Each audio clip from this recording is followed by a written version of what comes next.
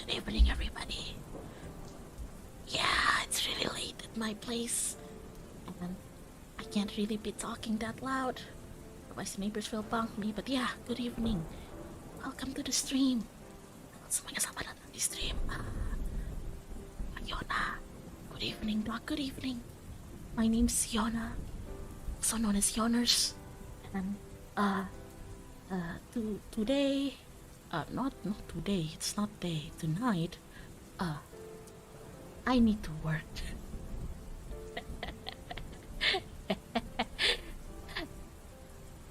It's currently 11 p.m. Please, it's kind of late, but there is no sleep for the wicked, and apparently it's me. I'm the wicked. But yeah, I have to work. Yeah, I have to work. Honestly, I was thinking of chilling with some of my friends while doing my work, but turns out they were all busy tonight, and I thought to myself, I kind of need a bit of company while I work, so why don't I just stream it? Even though I'm not really gonna show you guys what I'm working on, but yeah, you know the drill. Ya, jadi gitu. Aku sekarang mau gawe. Ya, aku mau gawe gitu intinya. Also, mohon maaf aku masih sakit. I'm still sick, so there will be some coffee throughout the stream. If it becomes too loud, I'll mute myself because they sound really horrible. Aku masih batuk, mohon maaf ya kalau aku batuk-batuk sedikit-sedikit selama streamnya. Tapi kalau misalkan batuknya parah, aku bakal mute kok. Soalnya kedengerannya rada like nggak enak gitu suara batuknya. My coughs when it gets bad, it's really bad. It's not even the cute cough like no, it's like the it's that type of cough. I sound like a dad sneezing, you know. So yeah. So yeah, I'm gonna get to work. Batuk Pak Haji, benar. Kedengarannya kayak Pak Haji aku. First, let me get my inhaler. Dog, please don't die on us. I'm not gonna die. That's what I mean. Don't get COVID, people. It messes with your immune system. Makes it fucky-wucky, you know? Oh my god. That is one spicy inhaler. Holy shit. I'm gonna go work. Where the hell's my pen? Oh,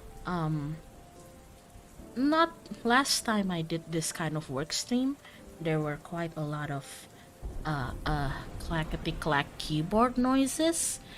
There won't be that much today because I'm not typing anything. I'm mostly drawing something. What am I drawing? You'll eventually get to see. I'm drawing several stuffs tonight. Finishing up several stuffs. You'll get to see them eventually. So yeah. Also, still continuously wishing you getting better from your sickie. Thank you. It's okay. I'm slowly recovering. Don't worry. Does this count as an ASMR stream? Hello. ASMR stream. I just got it this week. Oh no! Hopefully you get better soon. Oh no, I'm sorry to hear that. Please get well soon. No sarcasm this time. Actually get well soon. Malam, Bu Dokter. Selamat malam. Why did you work at late night? Because I have this thing called deadline. Because tomorrow I wanna rest, but that means that I need to finish up some work tonight so I could be more free tomorrow because I also have a Zatsu tomorrow. So yeah. I don't really like working at night right now because I tend to cough a little bit more, but you know, such is life. Sometimes it unavoidable. Deadlines, the greatest reason for working, yes. And money.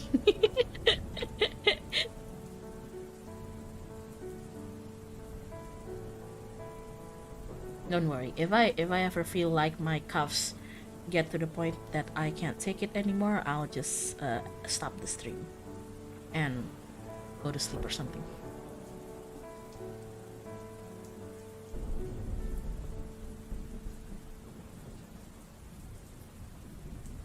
Money, of course, of course. Why would I work? Money. I gotta feed my dog. Not even myself, my dog.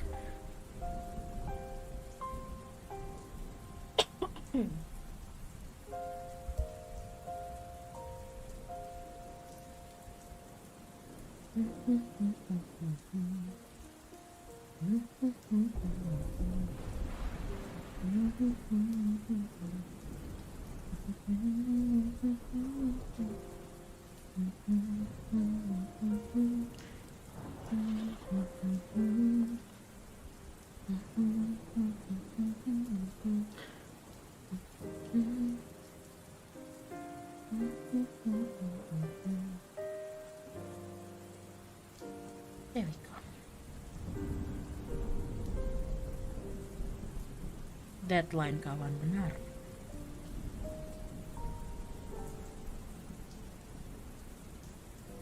Gimana kalau malam ini duduk di Ututu Manch? Excuse me.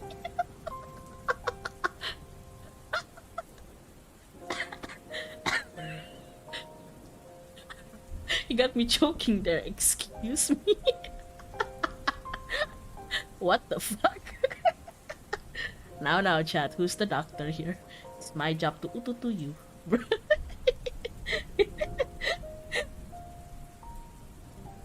Oh my god. Yeah, bengek dia. Sorry. That came out of the blue. Nah, it's my job to ututu you guys. Let me start with, how's your day been? How's your day been? I hope you had a good day. I hope your day has been profitable. If it's not, that's fine. Otsukare for today. You did your job. Let me give you a pat, like a virtual pat on the back. Like, it sounds like I'm beating you up. I'm either patting you on the back or beating you up. Whatever floats your boat, whatever you prefer. Let me do a little.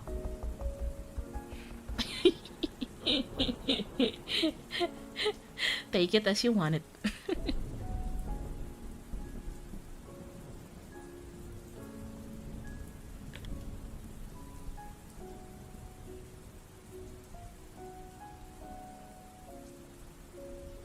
Oops, I burp. What are you, a baby?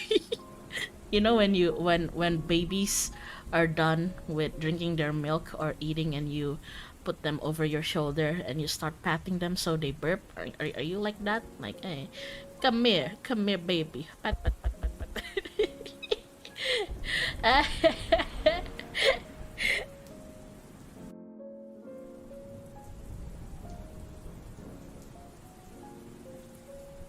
Have you ever thinking about having an ASMR stream? And yes, I've done ASMR stream once.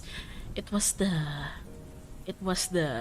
hair salon roleplay, which was really fun. It was really fun. I'm thinking of doing it again, but I'm trying to decide what setting for it to be, because we did hairdresser once, so I'm like rummaging for ideas, you know. Aku nyari-nyari ide kayak ASMR selanjutnya pingin apa ya settingnya gitu.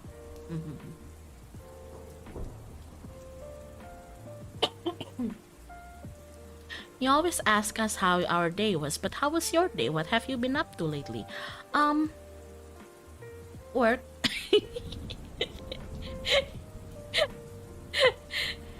if you ask me what I've been to lately, it's mostly just work. I have a lot of work piling up because I postponed them ever since I came into recovery for COVID. So now I have to deal with them before they pile up even more. So yeah. Kalau aku ditanya kayak aku lagi ngapain, gawe sih. Hyona ngapain hari ini? Gawe. What you been up to? Oh, work. Yeah. I know I couldn't help it because I was sick. But I feel kind of guilty just leaving my work even if it was for a bit of recovery because I know it's gonna pile up later on. Gitu. Aku rada ngerasa nggak enak kalau ninggalin kerjaan soalnya meskipun itu bukan aku sakit ya, tapi kayak ya aku tahu ujung-ujungnya itu bakal numpuk gitu kerjaannya. Terus aku kayak males ngeliatnya, jadi mending aku cicil dikit-dikit sekarang. How's your health, by the way, Hyun, if you don't mind me asking? Pretty good. Still a bit frustrated with the cough.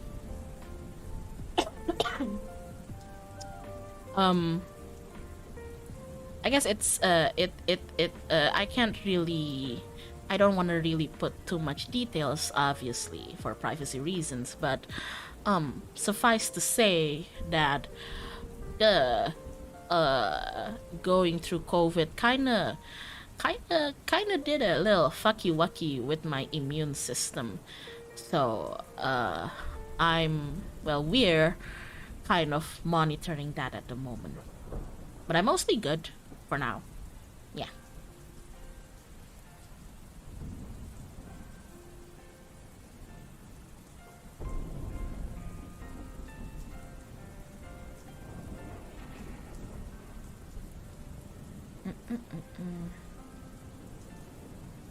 Damn, dog, do you have a drink that lighten up your cough? Yeah, I do.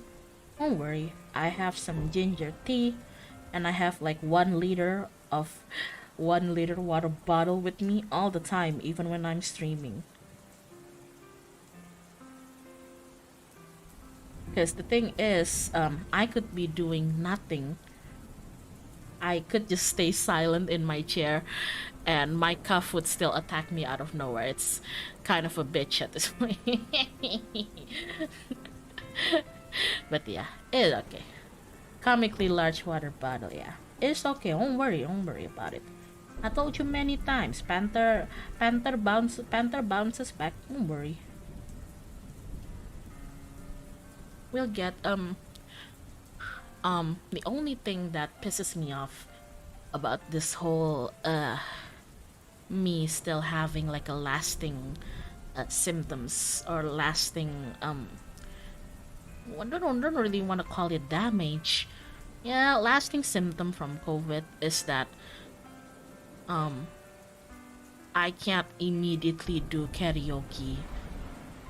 And not gonna lie, that is the one thing that's making me sad lately.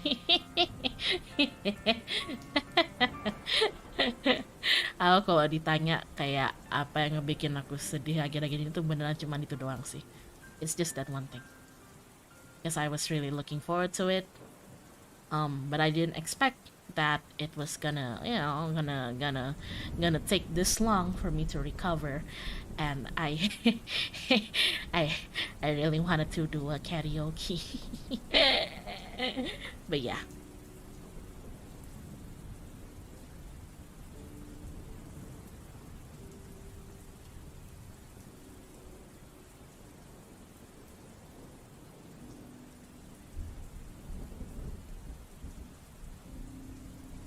It's got long COVID symptoms. I have it too since I had COVID a while back. Breath is slightly bit shorter. Yes, I noticed that too. In my case, when I breathe, not breathe with D, please. When I breathe, I can't really take big gulps of breaths because it's going to trigger my cough. I can feel it coming, you know. I feel it coming, yeah.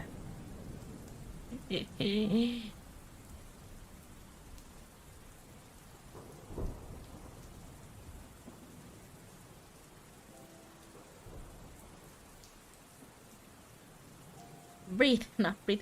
I'm sorry. It's really hard to how do you tell the difference between the pronunciation, okay? It's very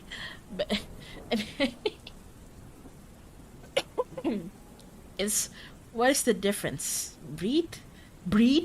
I know with breed, the D sounds more dull. Kayak kalau di breed berkembang biak itu tuh D-nya akhirannya lebih lebih bulat. It's more rounded like breed. There's a D, you know? And with breed, it's not as rounded as that. It's T, right? TH, not DH. I don't know. Linguistics, languages, man, is hard.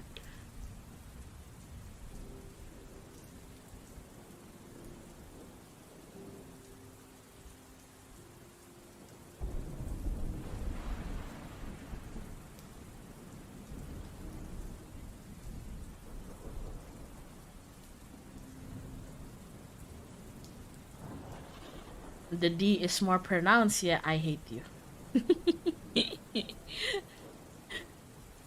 Right, I hear the TH sound doesn't appear much in other languages.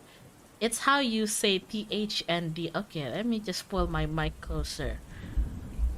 I I breathe air. I breed children.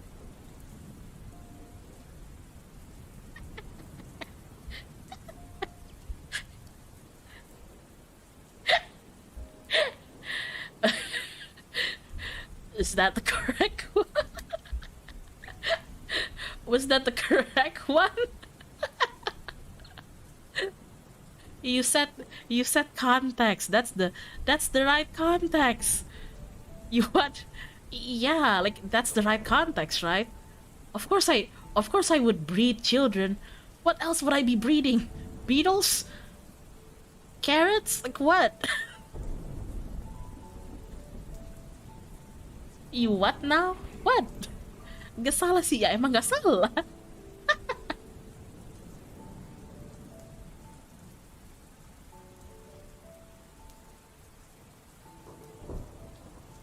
I don't know, Panther, ew.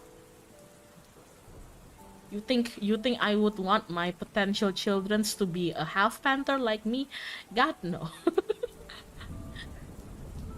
You think I want little versions of me running around with little panther ears and panther tails? God no.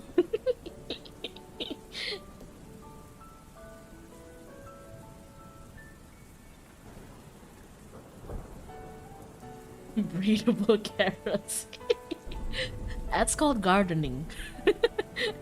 Itu namanya aduh gue mau bilang mencongkak lagi, mencangkok ibu.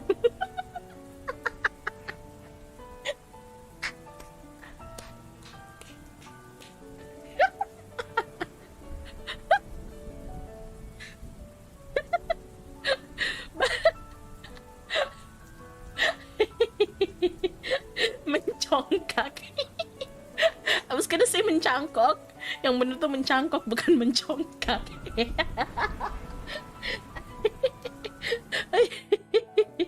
Oh my god.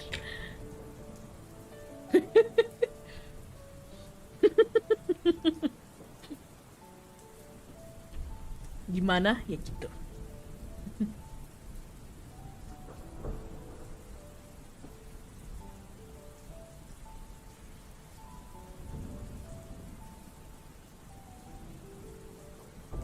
BTW kok zaman ini nggak ada yang pakai congkak ya? Padahal aku suka loh katanya itu. Why does nobody in Indo uses the word congkak? It literally means smug. Get well soon. Ang pingsan di say, here's some hot choco. Also get well soon. So we can hear you singing, ma'am. Thank you. Tolong jangan pingsan di WC. 'Cause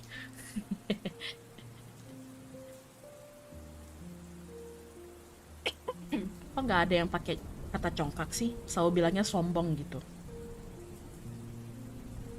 Friendship ended with sombong. Congkak is now my best friend.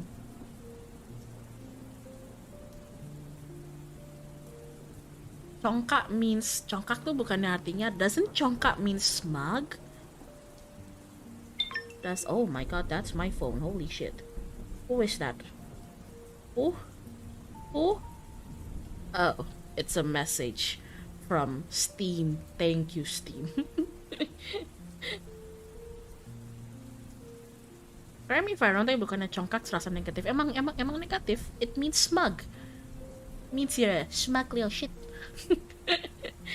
Means you're a poo smug person. Which is me.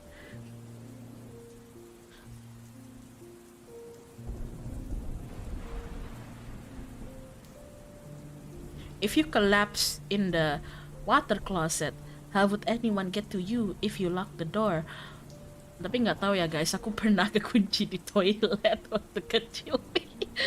I don't know guys, but I've had my share of being locked in the toilet, in the school toilet, mind you, when I was smaller, and it was my one of my first taste of me having to lockpick my way out. Ngapain Hyun? Ya apalagi gue di toilet. What do you mean ngapain Hyun? Ya orang di toilet ngapain? Belajar. Ya pipis satu. Gitu. What do you mean? What am I doing in the toilet? Get well soon. Oh, S, thank you for the super chat.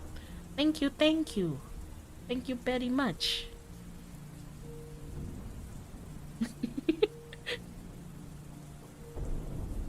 Maksudnya kok ampe kekunci? Oh, how did I get locked? If I remember correctly, my school just had really shitty bathroom doors. It's a school. You know, is it really a school if the bathroom doors isn't shitty? Or if the bathrooms in general isn't just a tiny bit shitty? Apakah namanya sekolah kalau kamar mandinya tidak gitu? Tipe-tipe kamar mandi yang kayak di tiap toilet tuh ada tempat sabun, tapi nggak pernah ada sabun.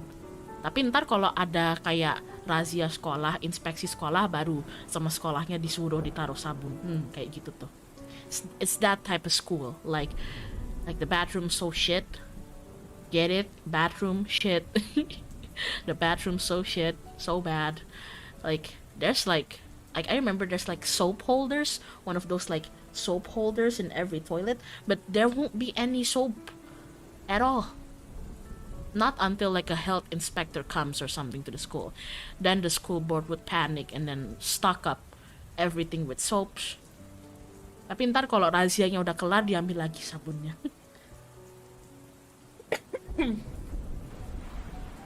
Budok, don't trust school toilet soap, still nasty.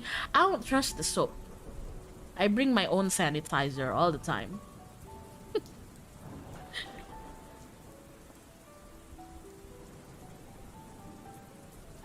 Wait, what do you mean lockpick your way out? The bathroom stall uses a key lock, or the bathroom room uses a key lock.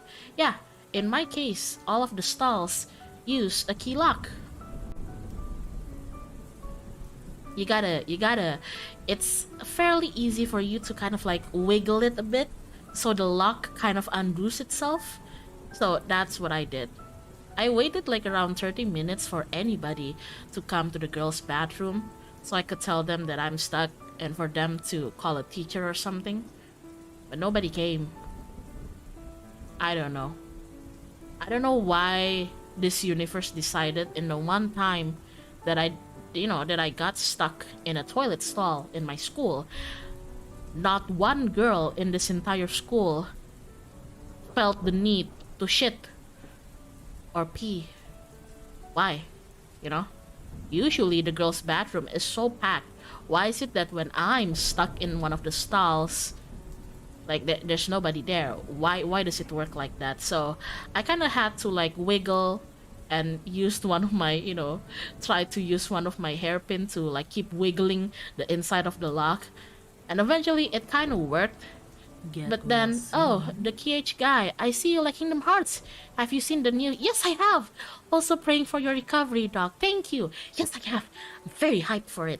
Thank you for the donation. Have a lovely night.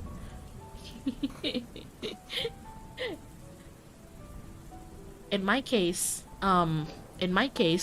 wanna know the fucked up thing? Uh, After like wiggling the lock a bit and it opening, I realized that one of the problems was that how do you say it? Like the little knob, the little handle. I can't even call it a handle. The little knob that you use to slot in the door, it's kind of rusty.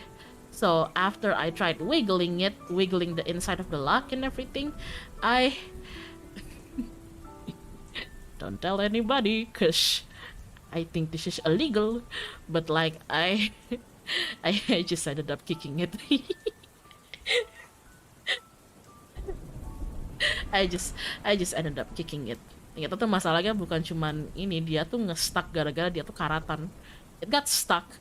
I thought it's like a malfunction in the handle or the lock, but apparently it got stuck because it's rusty as fuck. So I just start kicking the door. Like I start like kicking the door and then using my shoulders. And I was small back then. I was small, wasn't as strong as I am today. And when I started, trying to tackle the door with my shoulder, makes you kind of realize, wow, that shit hurts.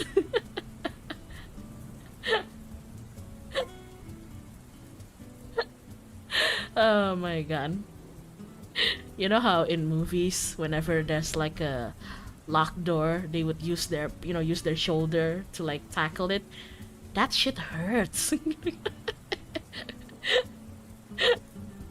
Tahu kan kalau di film-film orang kalau buka pintu yang lock gitu pakai bahunya mereka gitu, dor gitu. Sakit, guys. But then I start remembering in one of the fire safety drills that I did. I remember that it says if you ever need to open a locked door or like tackle a locked door open, kalau mau dobrak pintu itu, you should kick it near the door handle or the lock handle, preferably. So I did. Did I finally manage to open the door? No, not really. I wasn't as strong as I am today. I was really weak back then. But apparently all the kicking and banging I did attracted the attention of the actual janitor. So yeah, he released me. And I thought I was gonna get my ass beaten. Thought I was gonna get like scolded for like trying to destroy the stall door. But apparently he kind of sort of agree with me, like, oh yeah, the door's pretty shit, just next time don't use it. Your school has a fire drill? What kind of expensive school? No, my school never had a fire drill or any drill whatsoever.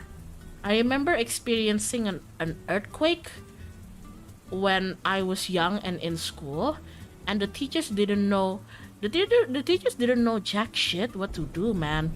They didn't even instruct us to go under our table. You know what my teacher did? They ran.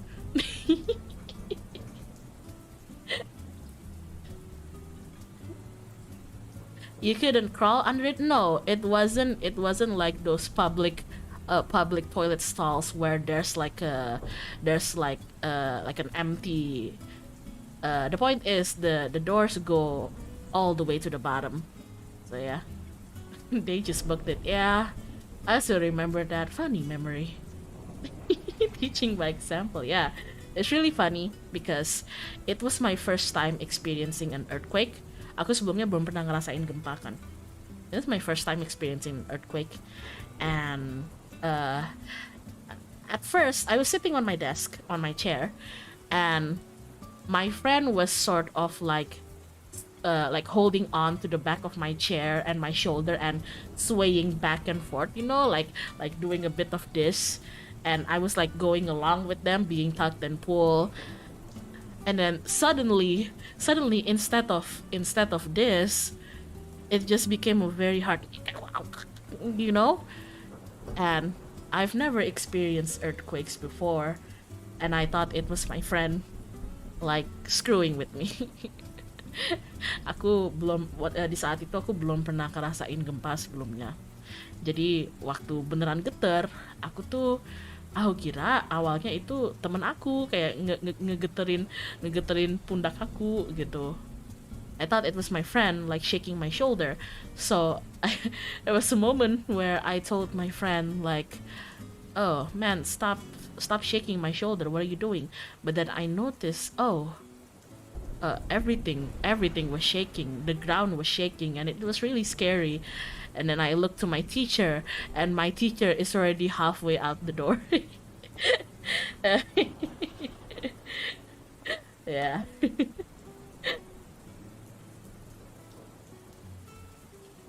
Later on, I met up with my teacher again when everybody is already like grouped up on the school yard, and I felt kind of bad for her. I never liked that teacher, but she looked pretty traumatized.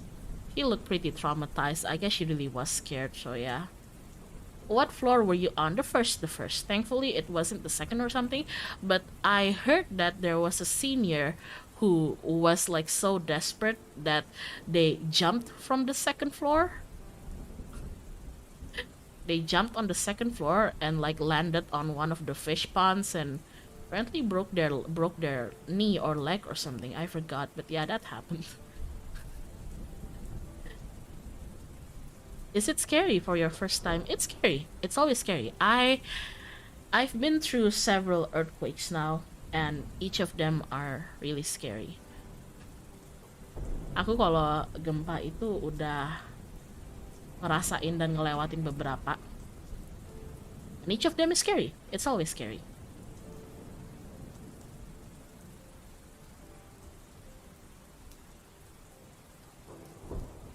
I remember even one time experiencing what I'm always scared of is not really myself. It's gonna sound kind of ridiculous, but I'm always scared for Boss, my dog, if you don't know who he is. I'm always scared for Boss. Aku so takutnya tuh sama anjing aku. Soalnya kalau gempa atau gitu-gitu, I know what to do. But he doesn't. So it's not just about saving myself, but also saving him along the way. So yeah.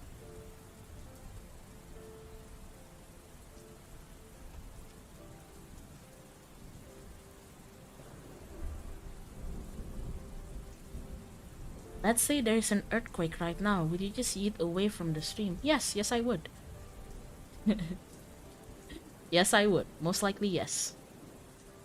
And I'd probably, like, before I dash out the door, I'd scream into my mic, like, tell you guys that what's happening and tell you to be careful too.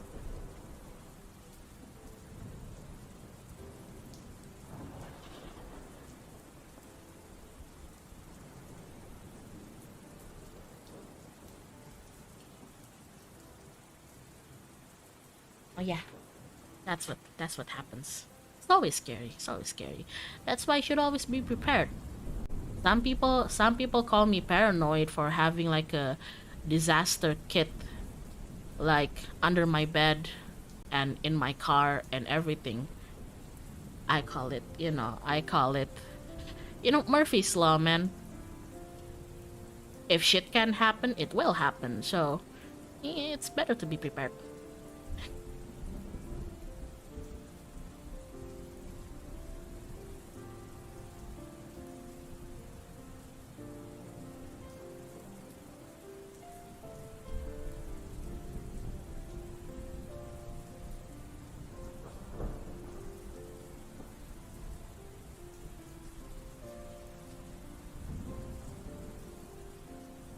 Murphy's Law, the cartoon series. Murphy? Ain't that the kid from Interstellar?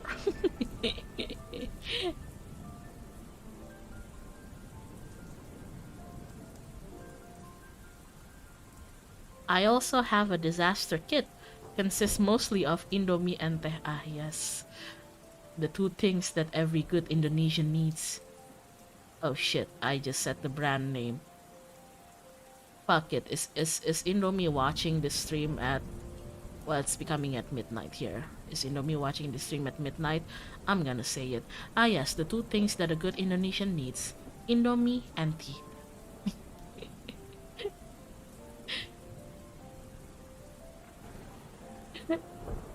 Hyona cancelled, I'm sorry.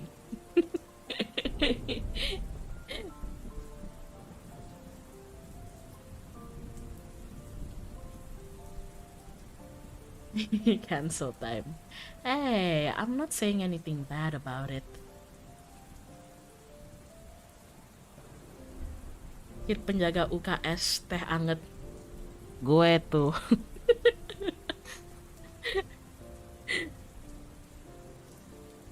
Being like a junior Red Cross unit means that, well, in Indo at least, means that you're gonna be carrying around sweet, warm tea in a thermos everywhere.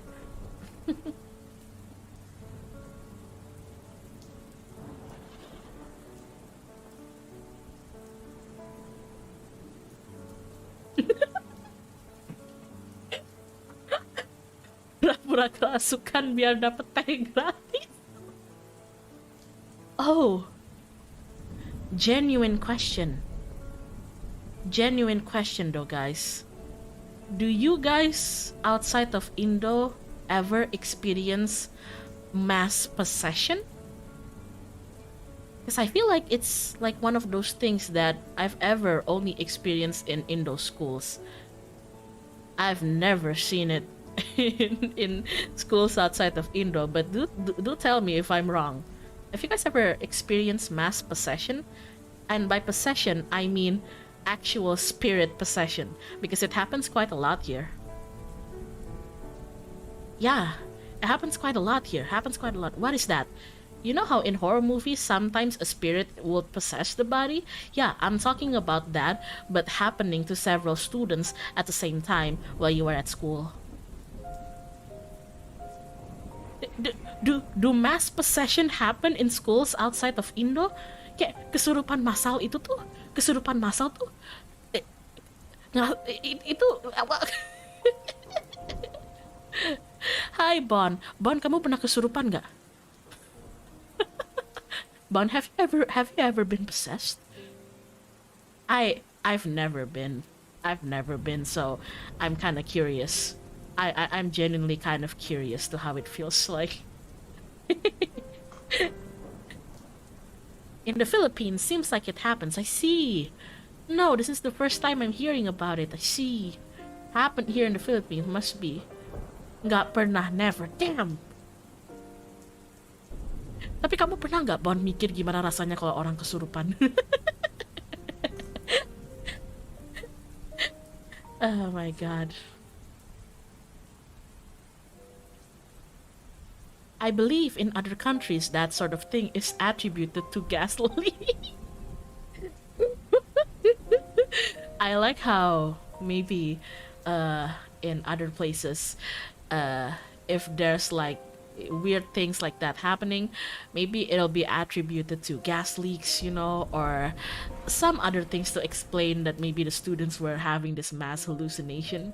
But in Indo, if you get possessed by a spirit, just get angry at you and say, this is what happens when your mind is empty.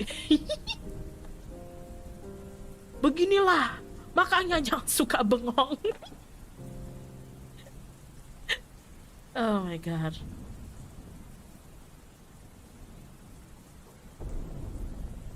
I mean, I once feel sleepy and felt something heavy on my back when I was camping, but later on, turns out my friend's the one who got possessed. That's funny. That's funny. Head empty, no thoughts, exactly. here at least, all I hear is that if you are head empty, no thoughts, you are more susceptible. Susceptible. Oh my God, English so hard. You are more vulnerable to being possessed by a spirit, apparently.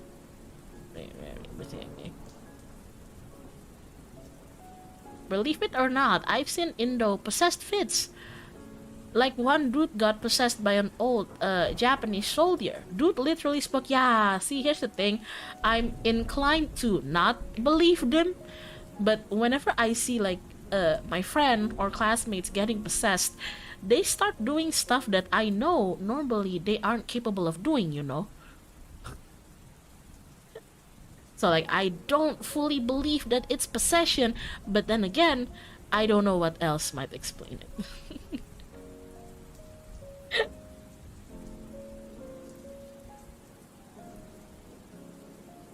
You sure it ain't Wibu Akuti?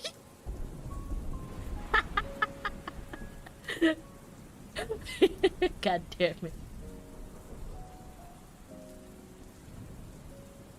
I think in the end they concluded that it was just exam stress and mass hysteria, man.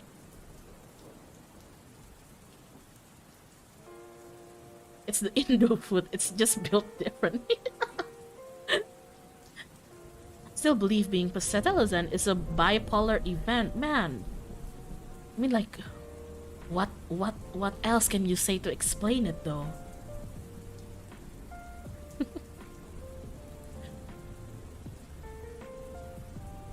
Could it be a Southeast Asian thing? Lots of schools here in Philippines are old and have lores of being haunted. I mean, we all know what happened to me. Well, I went to camping to middle school, so yeah. Yeah.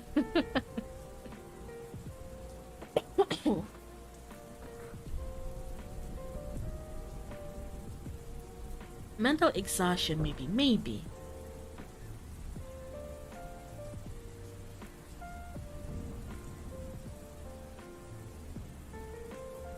It's just I've never really seen it outside, in schools outside, you know. You don't really hear like news network like the BBC reporting like, right, tonight's news, 14 students possessed by angry spirits. Why the fuck do I sound like Gordon Ramsay? Why would Gordon Ramsay be put? Oh my god.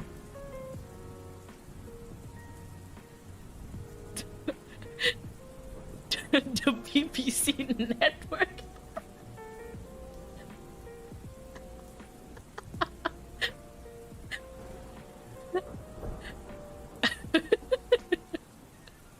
Yes, the BBC network.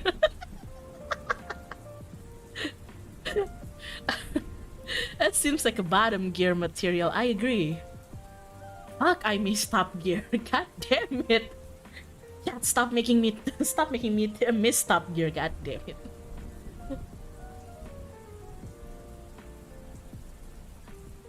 Western do be having witches and necromancy and other ghost stuff. There ain't so much actual real incident. And then there's sea summons. I do agree though. I haven't really seen much like possession fits outside of Indo, but all of the ones that I've seen are pretty scary. Meanwhile, the ones in Indo that I see, sometimes it's scary, sometimes it's just damn funny. Sometimes it's just damn funny. What are you saying? There are reports coming that student seems to be possessed in it.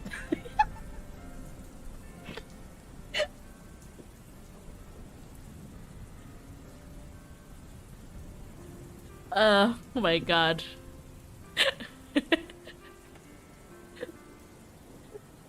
Oh, if you're Indo, if you're Indonesian, kalau kalian orang Indo, do you know that one TikTok? I got sent by my friend, but the TikTok video, it's an Indo one, and it's basically this dude is basically standing around, hanging around this like empty, empty house, I guess, empty something, and then and then he said he's doing that to like invite spirits, ghosts over, and it kind of worked. So in the video, you could see that behind him, a ghost actually starts manifesting. Now I don't know whether the video is real or that's just some video effects, but behind him, this ghost with like a long white dress and long black hair starts appearing, right? Di belakang orangnya ini pelan-pelan tuh kelihatan di videonya muncul ada kunti gitu kan. Terus terus si orangnya panik, and then dia ngambil kayak this satu blok bata gede banget gitu. Terus sama dia kayak diteplokin ke hantunya. Terus lu tau nggak, di videonya itu tuh pas diteplokin ke hantunya tuh kena, kayak kelihatan kena ke kepala si hantunya, kayak tok gitu. Terus ada suaranya, beneran ada suara bonknya gitu loh, bonk gitu. And the moment si orangnya mau ngehit kedua kalinya, tiba-tiba transparan hantunya terus ngilang.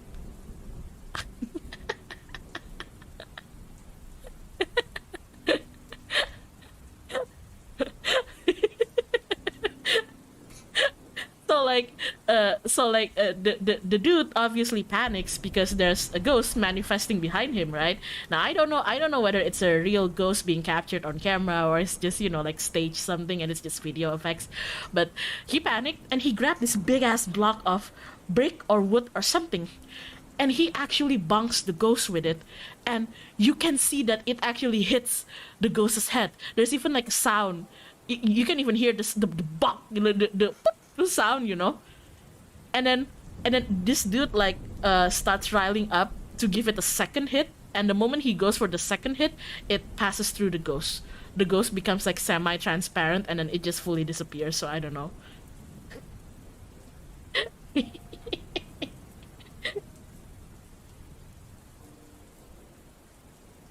BBC plays the most jamming music before they announce the fucked things. It's true.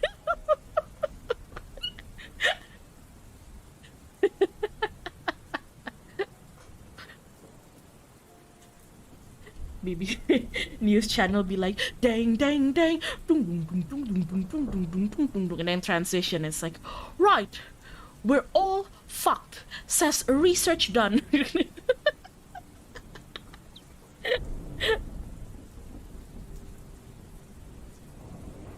I saw this Australian ghost movie called Lake Mungo. It's very creepy, but also more sad than scary. Highly recommend. Ooh, I'll check that out. That's interesting.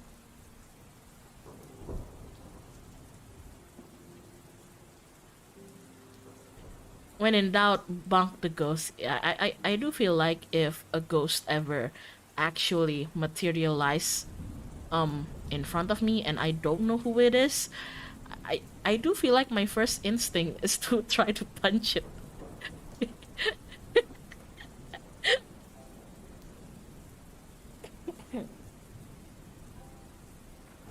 I know some people's first instinct might be to ignore it or start praying or immediately run. But I feel like my first instinct would be to try touching it just to see if it's an actual person or not, because an actual person would scare me even more than ghosts, actually. Like, I'm more scared of the thought of having an intruder intruding into my bedroom at night, out of all things, than a ghost,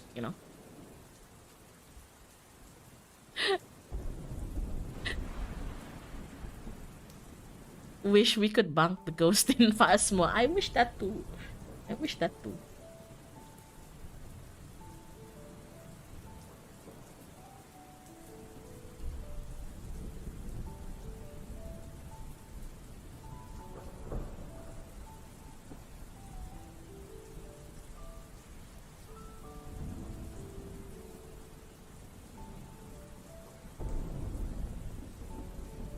It's inside the walls. 7-foot rats. Rats along the rats.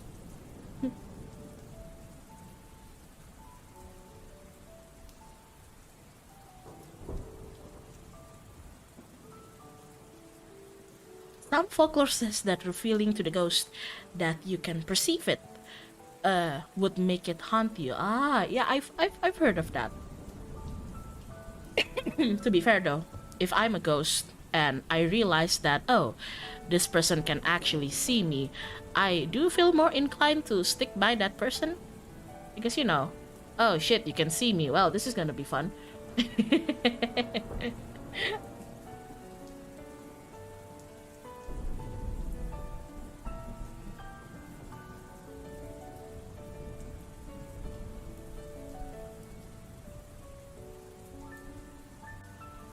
Okay, there we go. Hey, can we be friends?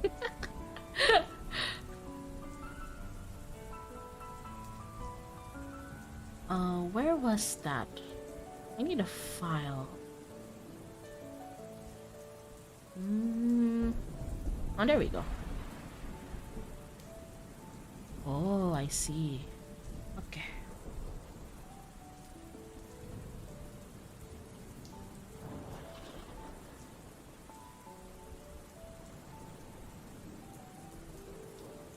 That's kind of Asian thing, isn't it? Like the main premises of Mieruko-chan manga or anime is to ignore those ghosts around her, or they'd be able to hurt her. I've heard of that a lot too. Same energy as don't pay attention to the stray cat or dog or it will follow you home. You heard that, dog?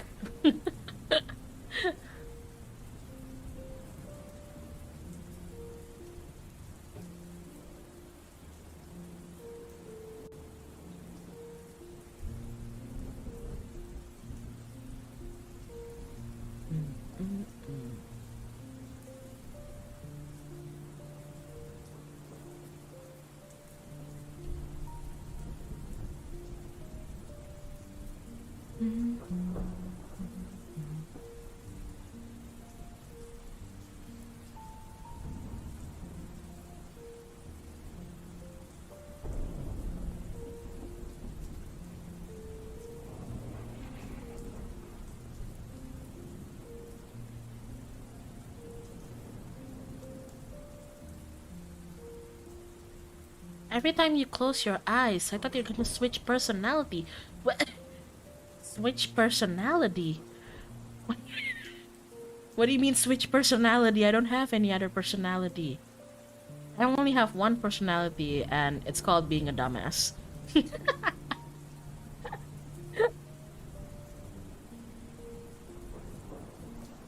you think that every time I close my eyes, when I open them, I'm gonna be like serious Hyona or something? Okay, let me try it. So, this is not serious Hyona.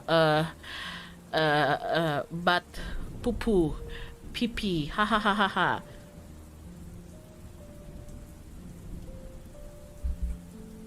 So, what are your investment plans for the next 5 years?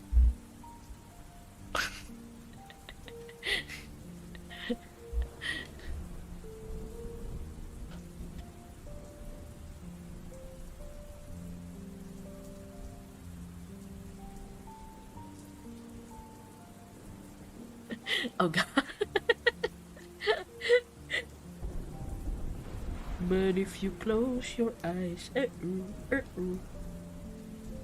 you always feel like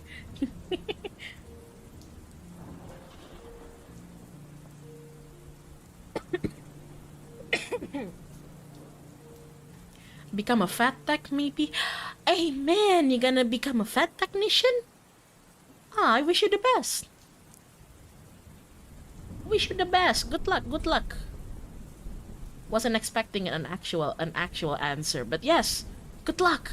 My god. Good question. Don't worry. I myself don't know what I'm gonna be doing for the next 5 years or so.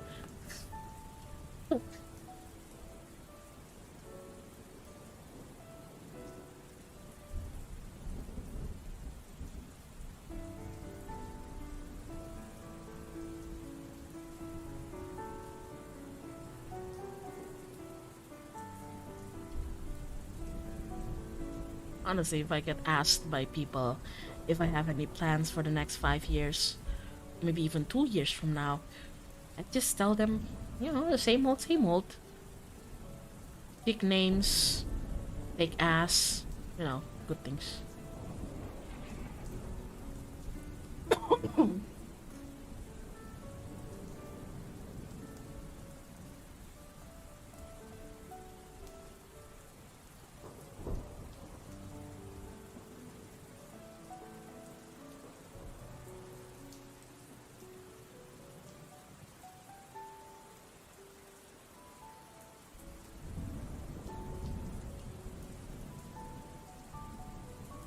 Good plan, thank you.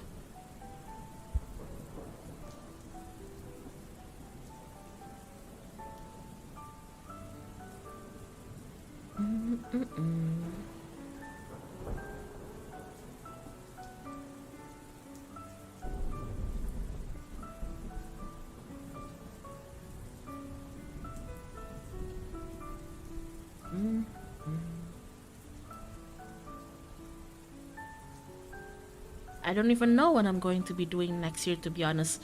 That's okay. Neither do I. That's okay, neither do I.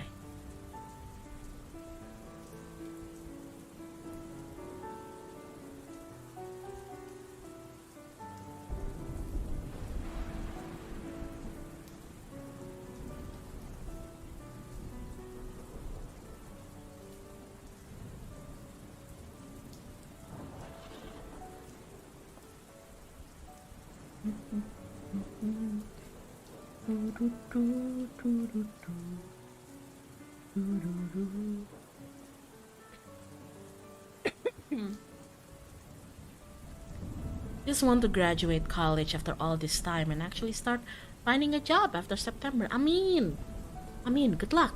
Good luck.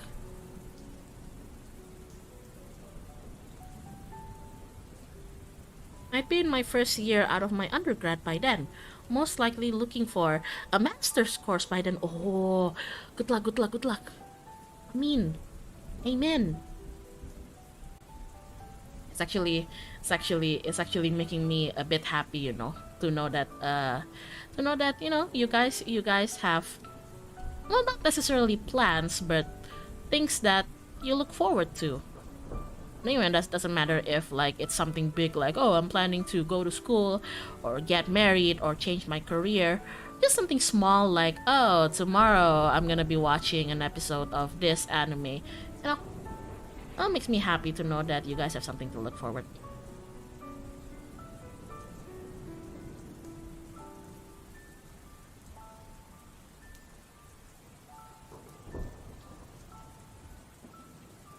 Looking forward for my first year for college too. Nervous about things but motivated. Hey, you're gonna do good. You're gonna do good. Might be a wild ride. College is always relatively a wild ride, but you'll do good. You'll get past it.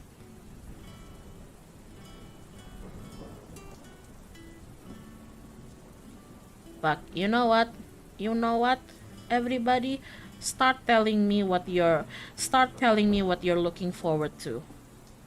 I don't give a shit if it's only something like, I'm looking forward to eating pasta tomorrow. No, I don't care. Tell me. Tell me what it is. You can't hear it, but imagine me pointing a gun at you. Tell me, hey, tell me what it is. Tell me.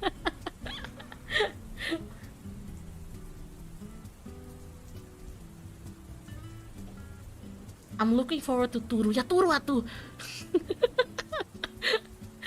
Ya turu atuh, Pak. Kenapa kamu nggak turu?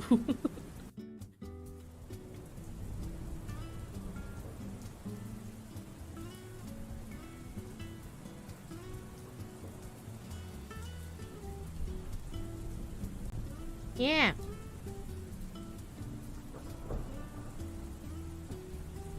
Ooh, there's a lot.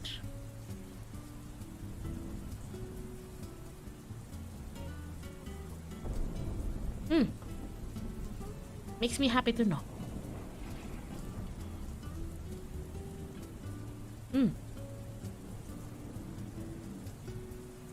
You know what? Good luck. Good luck. But honestly, it makes me happy to know that you guys have something to look forward to, you know. And most I can say is good luck, you know, however big or small that is. You guys being motivated is also helping me stay motivated too, you know. Yeah. Aku aminin semua. Amin. I'm gonna amen all of you. Amen. All of you. Ah, amen.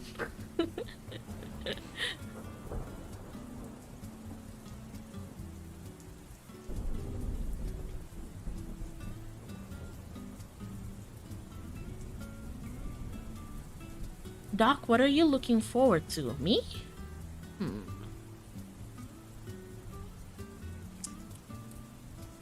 What am I looking forward to? Good question. I haven't really thought about it. Let me think for a bit. Let me think as I draw. What am I looking forward to? I mean, there's a lot of little things that I'm looking forward to. Yeehaw! Vega, welcome back to the clinic. Have a speedy recovery. Well,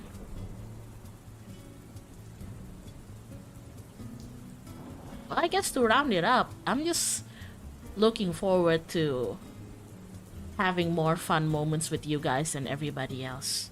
For now, yeah.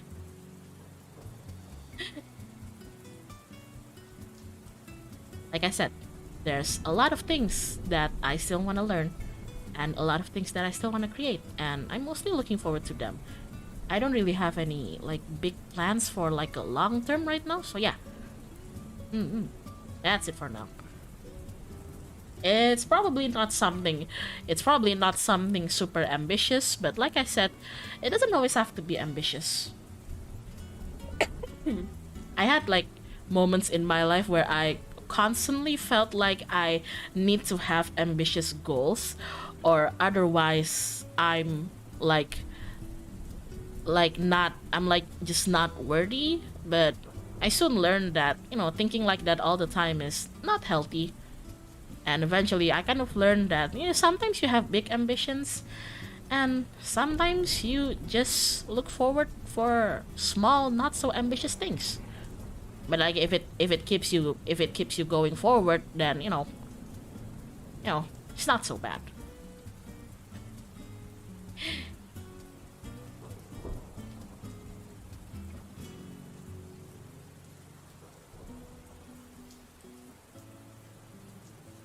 It's like that one meme, you know. It's like that one meme, like shout out to you, like um burnt out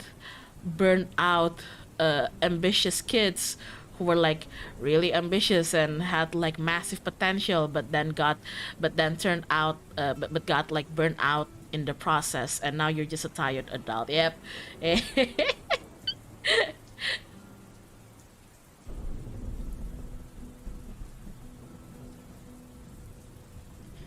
Care to tell us the reason you became a VTuber, ma'am? The reason I became a VTuber? Oh man, that's a pretty deep question.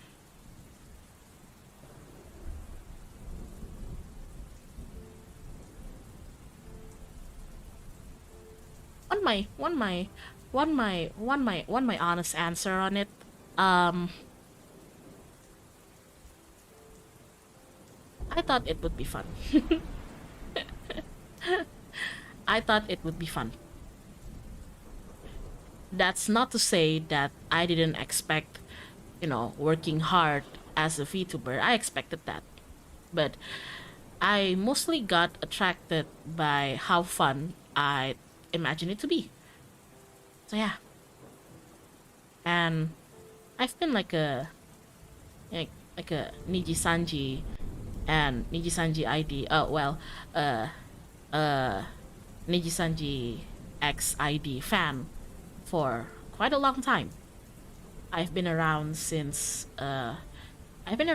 Sunset Barbecue, so uh you could say they have a special place in my heart too, all of them. But to say that I joined them because I was a big fan of them, no, not really, not really, not really. It's more like I told myself that I think I have a little bit of potential, and I kind of wanted to see where that potential might go, and I didn't really think that it I didn't really think that it go this far, to be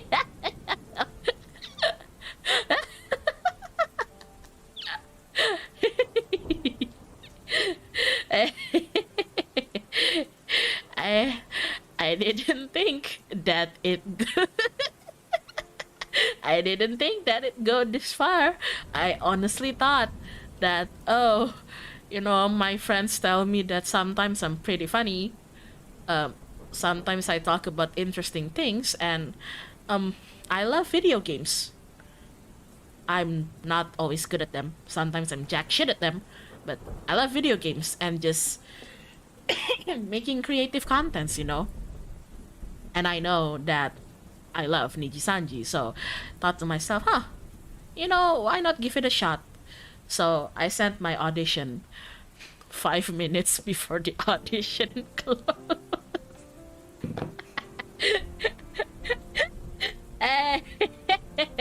And yeah, and here I am.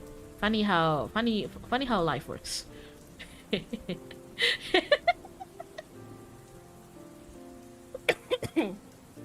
It wasn't even 5 minutes, if I remember correctly. It was like 2 minutes before the deadline.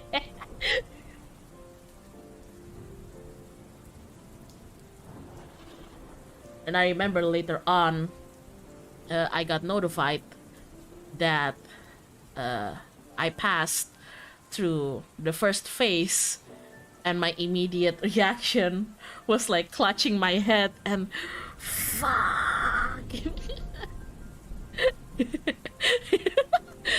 Like, fuck, I didn't think it'd go this far. And then I got through the next phase, and I got even more panicky, like, fuck.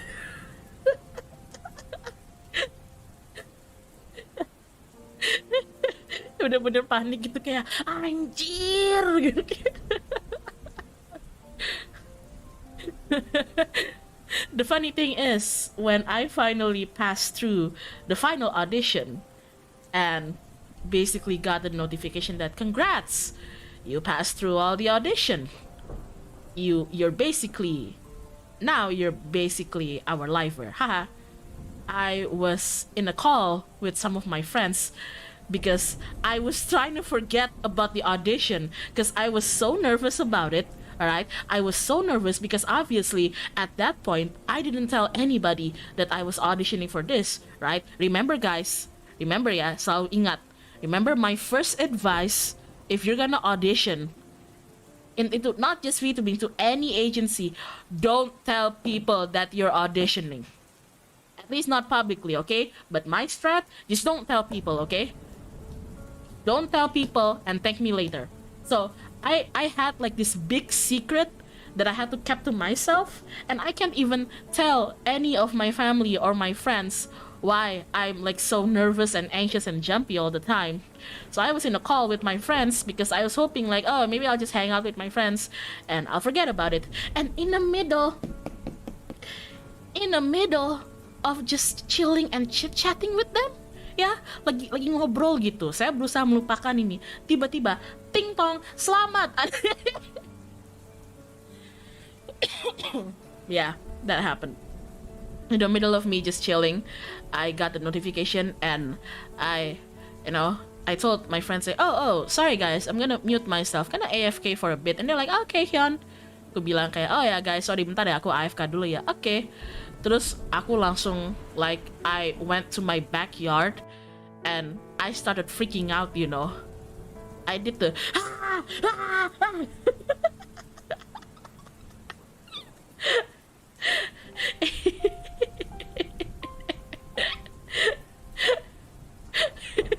I did that. I freaked out, went circles in my backyard, just like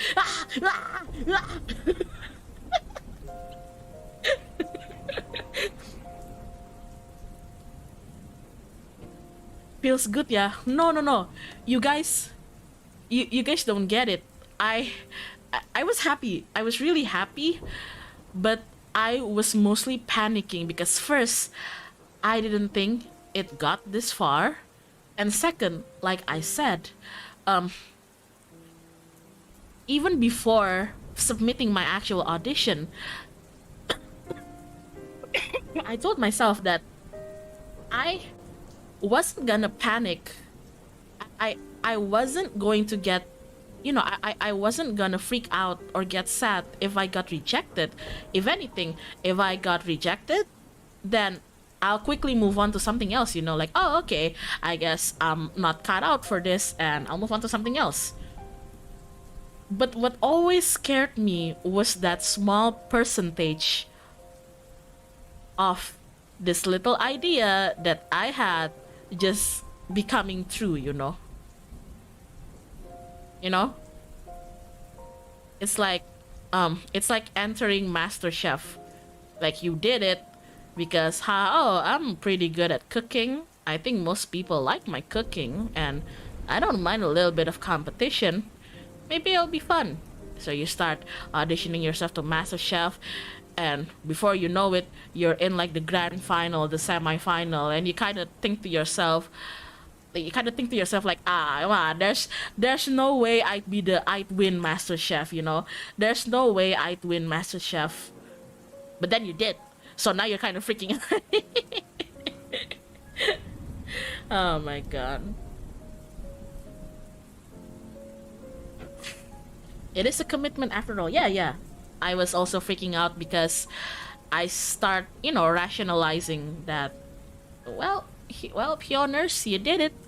You added more commitment that you have to commit. It's gonna be fun, but you're gonna have to commit to it.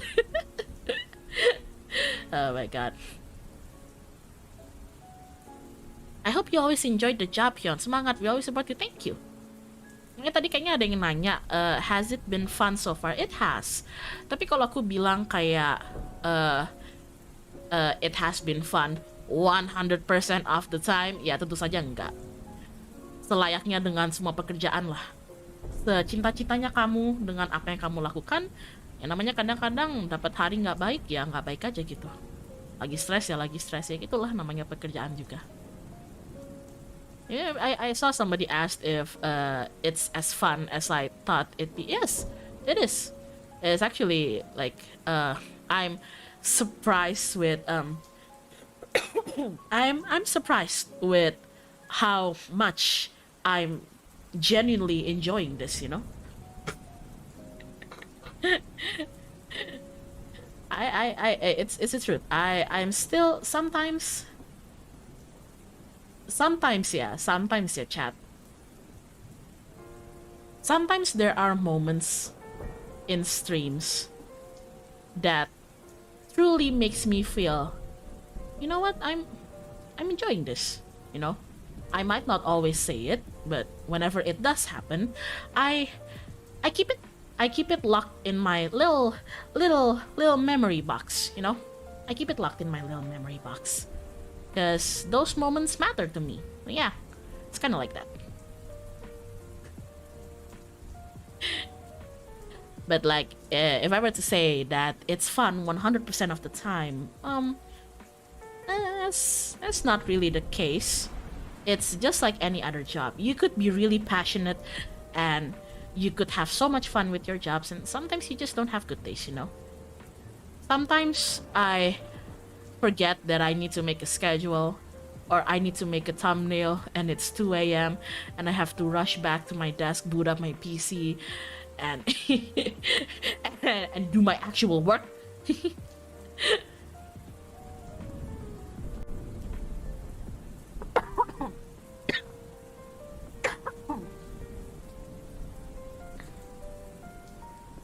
No harm intended, but it's funny how people who tried just to see where it's going succeeded versus people who try very hard.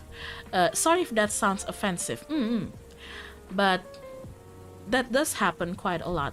And I'm not just talking about VTuber agency or even NIJISANJI audition, but I do see that happening a lot. And I've felt what it's like to be the person who tries very hard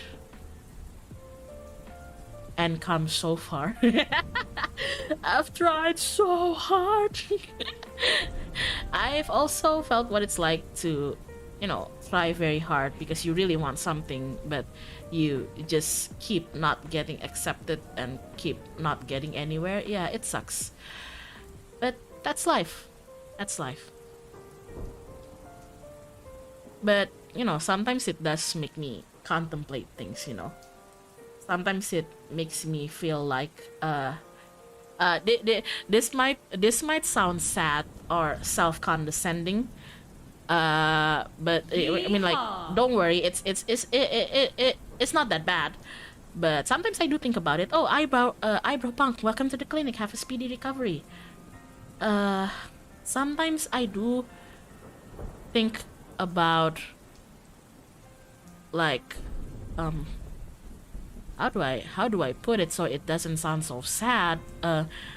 Sometimes I do think about all the people who truly did their best in auditions, and eventually they chose me among all of the other livers. Sometimes makes me think like, yeah. I'm trying to phrase it so it doesn't sound so sad, but I don't really want to sugarcoat it either. So I guess I'll just say it. Sometimes it makes me ponder on whether or not I deserve to be chosen. Makes me wonder. But I do feel like wallowing in that too much just makes me feel sad. So instead of overthinking about that, I try to just turn it into motivation to, like, okay, then I'll just work hard,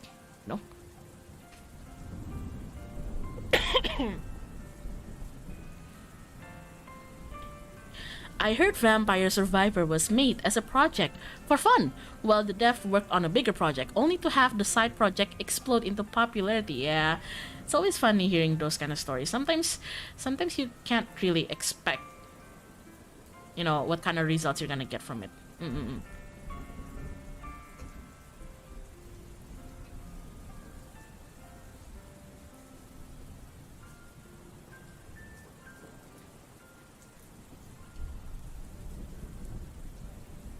Sad truth is that there are a lot of people who deserve it, and many of them won't get the opportunity. Yes, kind of like that.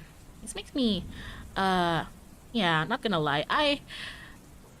Not gonna lie, guys, if we're like, oh, why has this working session? I'm still drawing and sketching as I babble on about this, by the way. Don't worry, I'm still doing my work too. Like, to say that I don't, like, think or contemplate about my self-worth throughout my time here as a streamer or lifer, to say that I have never thought about it or contemplated, that would be a lie. That would be a lie. But every time I do, I know that eventually I have to stop wallowing and stop questioning and smack myself and tell myself that instead, like, it's good that you're thinking about it. It's good that you're trying to see the big picture, Hyoners, but that's enough, That's enough. You need to smack yourself and just take it as motivation to work even harder, It's like, so, like, whenever I have those days where I think like, man, like do I even deserve to be a lifer? Do I even deserve my subscribers and my chat and my viewer? Something to say that I never think about that would be a lie. Sometimes I can't help but think about that. Sometimes, brain be funny. I think about that sometimes, but I always make sure that I never think about it too strongly or wallow too deep into it. Which is sometimes really hard, Sometimes it's so hard not to spiral into that self-questioning phase. Sometimes the hardest part is sometimes not spiraling into it. But eventually you become good. You become better at learning how to turn it into something better, something better to motivate you. Yeah.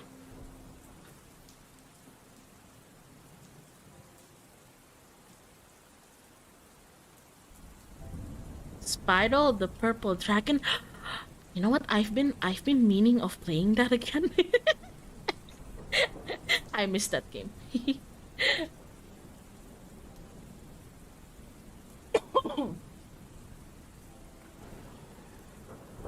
Have you ever experienced where motivation becomes a burden? Yes. Yes, I have. Yes, I have.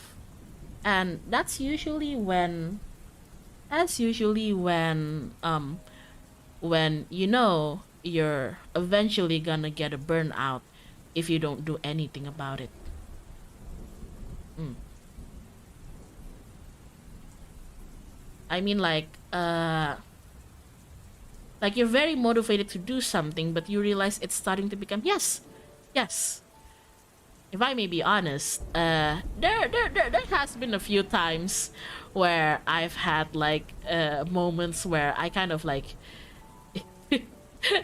just kind of like I had a like a I don't know, like can I call it a crisis? I just basically start questioning everything, you know. Like, and there are moments where I'm like, oh, I really want to do this, but it takes so much to complete it, and sometimes I am just mentally or emotionally exhausted, but I gotta push on, you know. I gotta push on, and that, kids, is what I say is called adulting. way to scare off the teenagers, Hyona. I feel like whenever that happens, I have either two options. I could keep pushing on, or I could take a little break and try to see if there's anything I could improve so I don't feel like that. Sometimes you just want to take it slow, but deadlines, yeah. What do you think I'm doing right now? Saya juga mau slow. Saya sih maunya sekarang jam segini saya udah di tempat tidur, nyalain Switch, main Fire Emblem Three Houses, terus kayak ngehalu saya sama suami saya Ash gitu.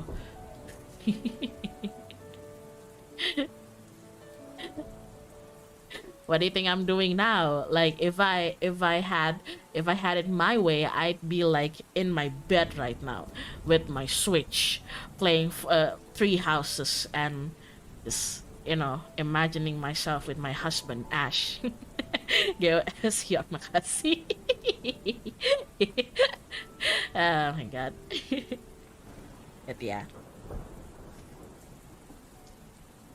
Damn. Why do I always get hit with the deep? Why do I always get hit with the deep questions? God damn it! I don't always provide the best answer. I hope you know that. Like, don't go around like, I'm going to do this because that is what Hyona Elatiora from NIJISANJI told me to do. I don't always give up the best answers.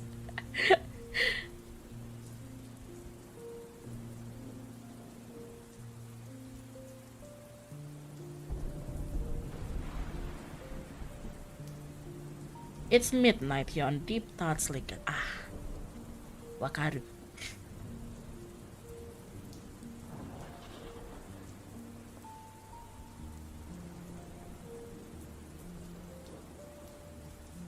Yon punya impression kayak mama yang tahu segalanya. Oh, tak kasih rahasia ya kalian. Saya ini sebenarnya juga rada blow on kok.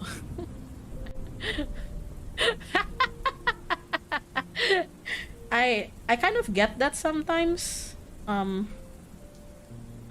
Sometimes some of the other lifers even says that I'm kind of like the mom friend, and I'm flattered. I appreciate the sentiment.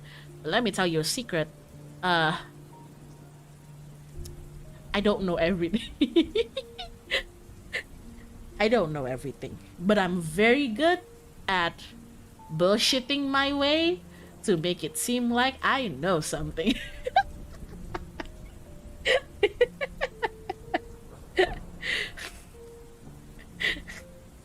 I'm very good at bullshitting and making people listen to me.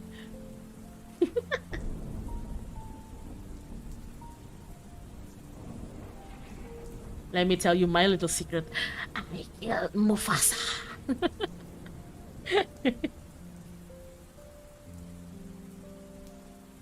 Doc, I'm struggling with building a new relationship after a bad breakup. Do you have any advice on how to get back to getting to know people? Ah, shit. Now, this is a topic that I don't really have a good answer for it. Because, to be honest, like, relationships is far down in my list of priorities right now. But how to get back to getting to know new people? I feel like there's two ways to go about it.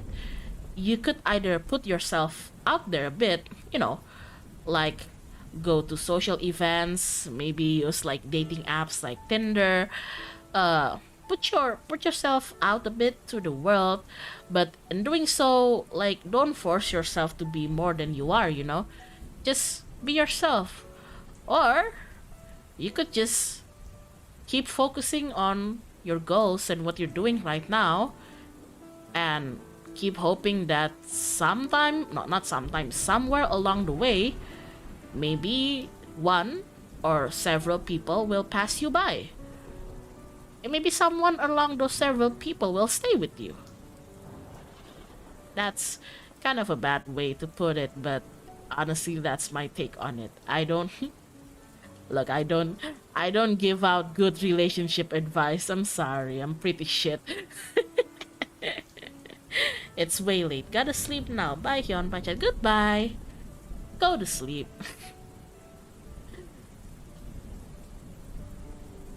Yeah, but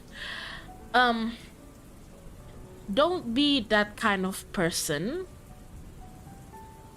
Don't be that kind of person who thinks that having a partner will suddenly solve whatever it is that they're going through right now. Because I've seen that happening with people. I've seen like people having problems and just not feeling okay, and the root of it has nothing to do with you being single.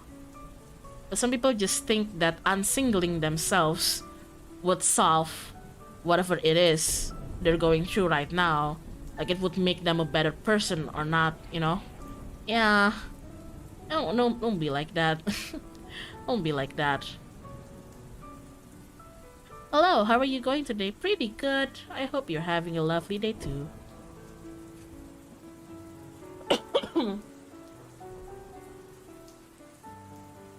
Yeah, it's a common mistake. Yeah, don't do that.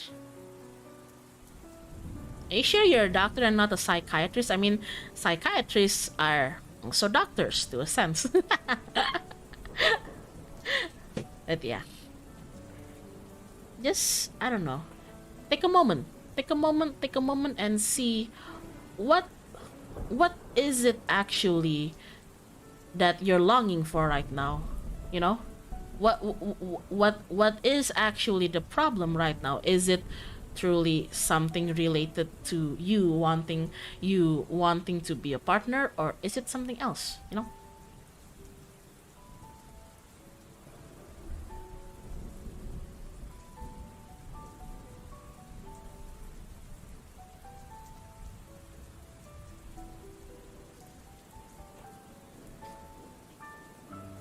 Hyona still hasn't shown us her med license. For all we know, Hyona's is just cosplaying as a doctor.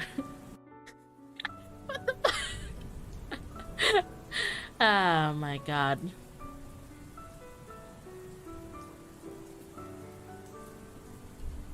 I personally think I gotta feel happy first before starting relationship, so I can share my happiness with other person instead of being dependent on other person for my own. Yeah, that's kind of the mindset that I have to.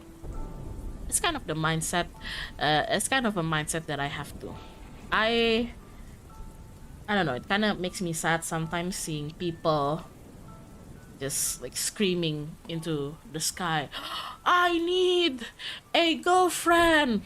Please, God, please, I am on my knees, please, please, I want girlfriend, GF, I need GF, ooga ooga booga, GF, I want GF. And what if I told you that even if you have GF, doesn't necessarily, it's not necessarily gonna make you or your life better? What if I tell you that maybe the problem is not you being single? What if that the problem?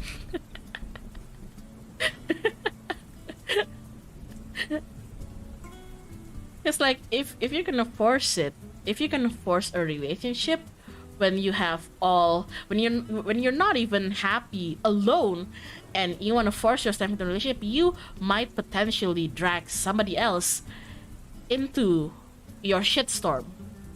Okay? And if you truly love somebody, you don't do that shit. Okay? If you truly love somebody, then you become a better person so you could also make them happier. You know?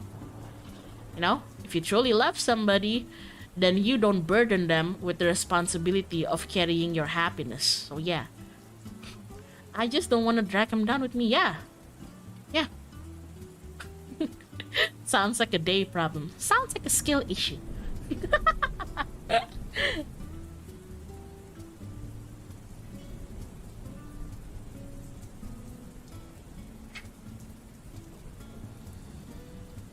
My question is, does a relationship solve loneliness, or is loneliness something you need to solve before you start a relationship? Hard question. Hard question. I'd like to think that you could still feel lonely even if you are in a relationship, because it depends on your situation. Something like that. Something like that.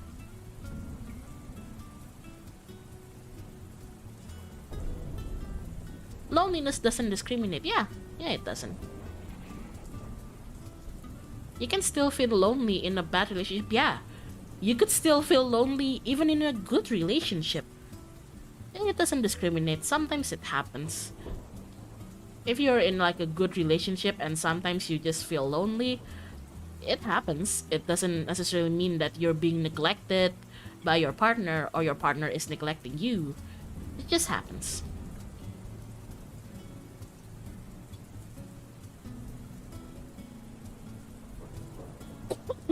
Yes, this has now become midnight relationship talk with Hyoners, the absolute the most appropriate person in this world to be talking about relationship. My advices are shit.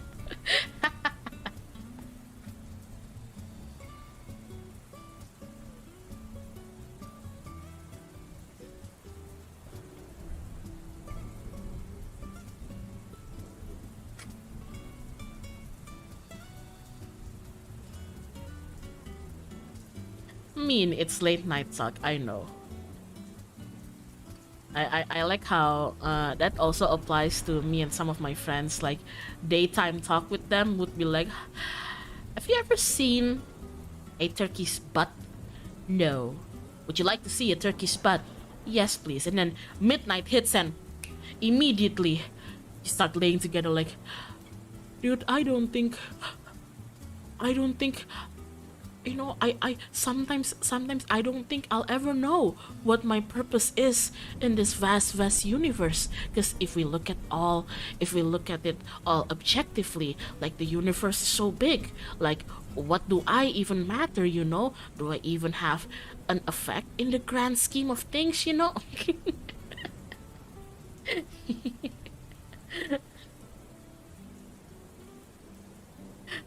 I don't think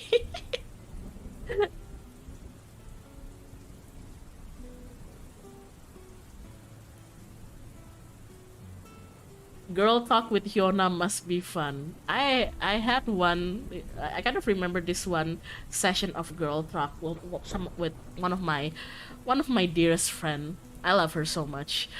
Um. Uh. So basically, one of my friends.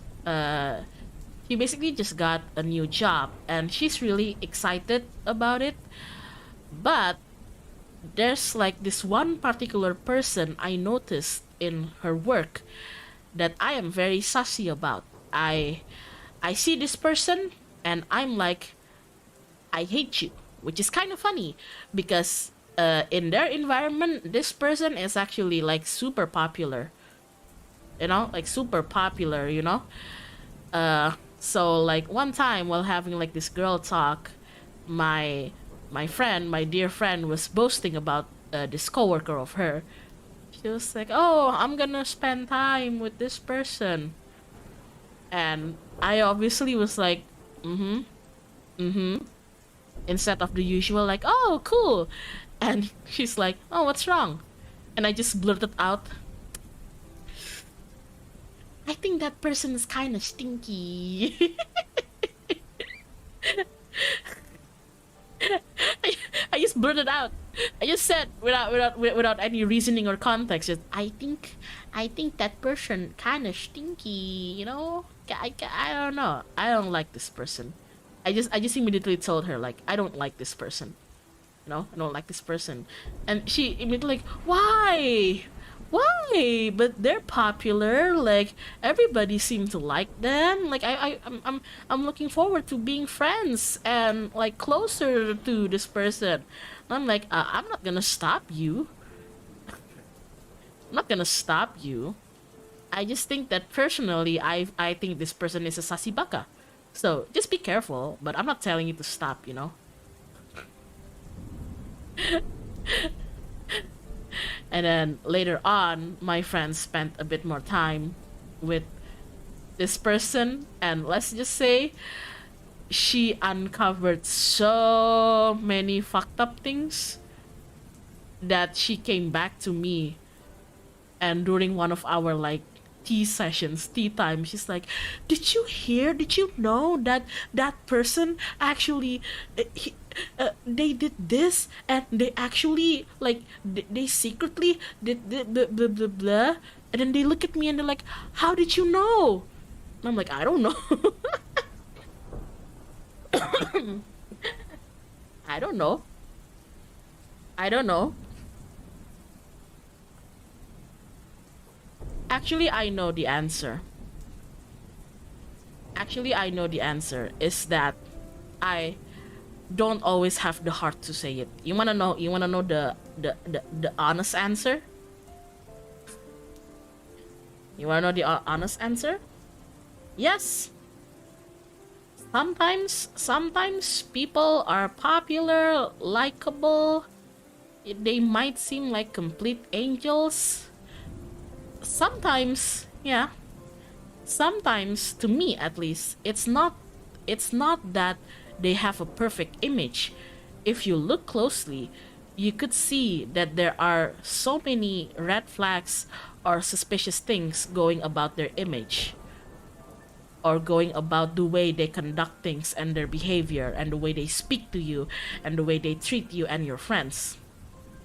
But sometimes some people don't notice this because they're already taken by like the glamorous impression, the glamorous image, you know.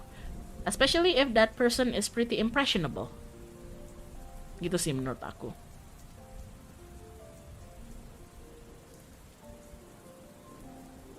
Seriously, Doc, what did you saw? I immediately here's the thing. At first it was only by description. It was only by description from my friends. But then, like, eventually I had the pleasure of also interacting with this person, and just from few of that interaction, I sort of already feel like there are so many red flags in the way they carry themselves, you know? there's a it's a lot of it's a lot of problems there. A lot of problems there. But every time I would bring it up to my friend, she would only say like, "Oh, but they're cool, you know? They're cool. Everybody likes them." And I always say like, "I'm not saying that. I'm not denying that. I'm just saying that that is what I saw, and you're free to believe me or not. Just careful, you know."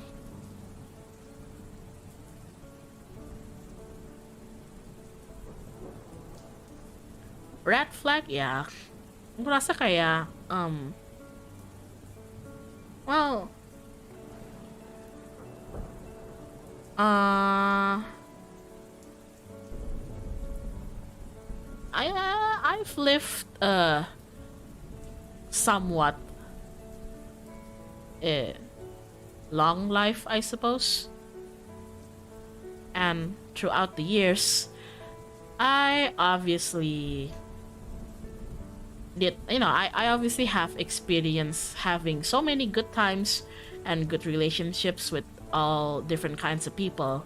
But at the same time, when you experience that, it probably means that you probably experience a lot of bad stuffs with bad people too. And whenever that happens, I learn a lot, you know. And I feel like all those experiences handling shitty people just kind of made me a little bit more paranoid when it comes to meeting new people. Kind of like that. Kind of like that. It still baffles me though. Because sometimes in my eye, somebody could be just like a big, massive sassy baka, and everybody would just be praising them like, "Oh, this person's so great." And I would be in the corner like, you guys seeing this shit?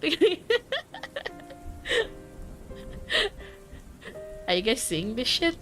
But when I said this to my friend, they bring up a good point, which is, well, Hyona, you can't always blame them for being that, because not everybody sees that.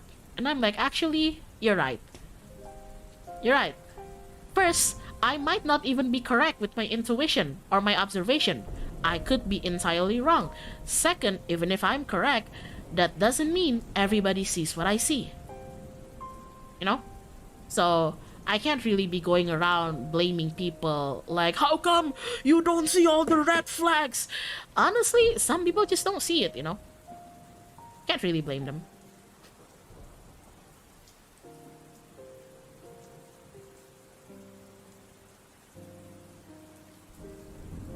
My brother's previous relationship was with a girl who was very manipulative. Makes things worse, when he came back from service, he found out she shaved his— oh my fucking god. What the fuck? What the fuck?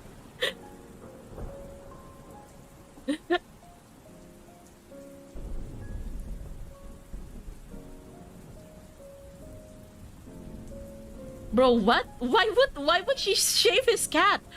What the fuck? What purpose does it does? She what? Oh my god.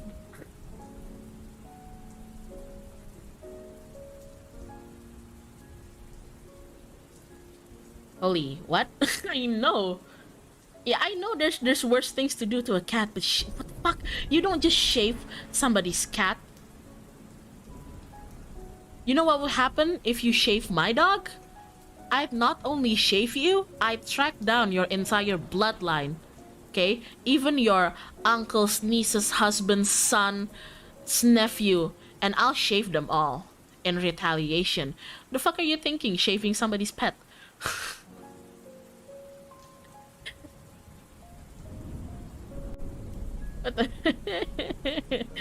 It's such a disproportionate amount of effort for something petty. I know.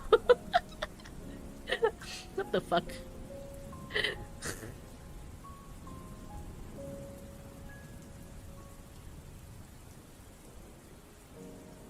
Saya nggak peka dok, saya orangnya polos. But here's the thing. I have mixed feelings when it comes to people who are polos tuh bahasa Inggrisnya apa sih?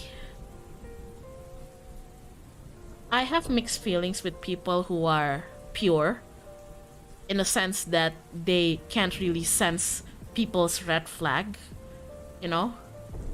Polos tuh apa sih bahasa Inggrisnya? Say so, yeah, kind of like that.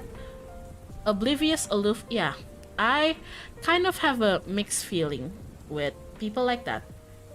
Because on one hand, I wish you are more careful with whom you associate with because you're unable to see all the danger and red flags that me and other people see. But on the other hand, innocent, yeah, innocent. On the other hand, you not being able to see that sometimes tells me that thankfully it means that you haven't, you know, you haven't been burnt or hurt so badly that you kind of have to learn to suss people out. That's what it tells me, you know. So like good for you, good for you, you know, good for you, good for you. It kind of tells me that you haven't gone through, you might not have gone through something real screwed up to the point that it's like that kind of practice of sussing people out is ingrained on your mind forever, and that's a good thing because I don't want that to happen to people, you know.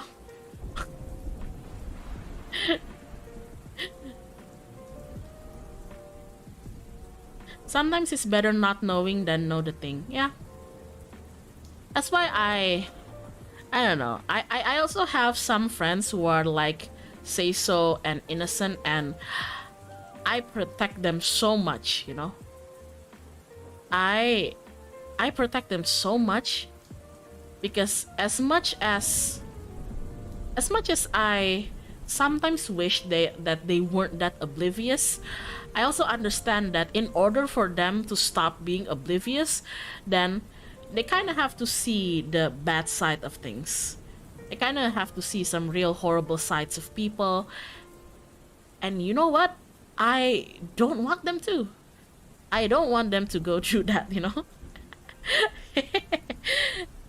So I'm kind of like kind of protective to my friends who are more on the innocent or say so side. And yes, I do have friends who are say so and innocent. Not all of my friends are a filthy dumbass like me. Yeah. Such a grand and intoxicating innocence. Yes, correct. In a way, like I do wish that they are more careful with the kind of people that they associate themselves with. But at the same time, at the same time, I don't want you to be having to go through horrible stuff that might potentially change the way you see people forever, you know, kind of stuff. that kind of thing. That sounds pretty sad. That's kind of, that kind of sounds depressing. Like I know that by saying this, I'm kind of admitting that my tendency to be alert around people and taking my time to see the kind of personality and character they have means that I have gone through some, you know, really unpleasant things when it comes to people. And yeah, yes, I have several times. And that's how I learn. The point is, like, nasi udah jadi bubur. It's all in the past. I just don't want my friends to have to go through the same thing. I don't like that.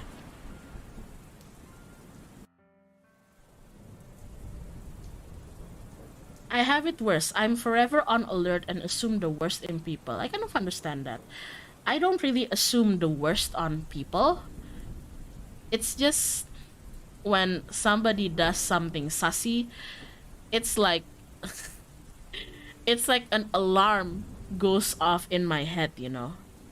kind of like, oh, Nino, so they did something sassy. Might want to look into it. Might want to be a little bit more careful with this person and see what they're doing. Speaking of sassy, best cam, hot girls and boys, 18 plus video chat. Nice.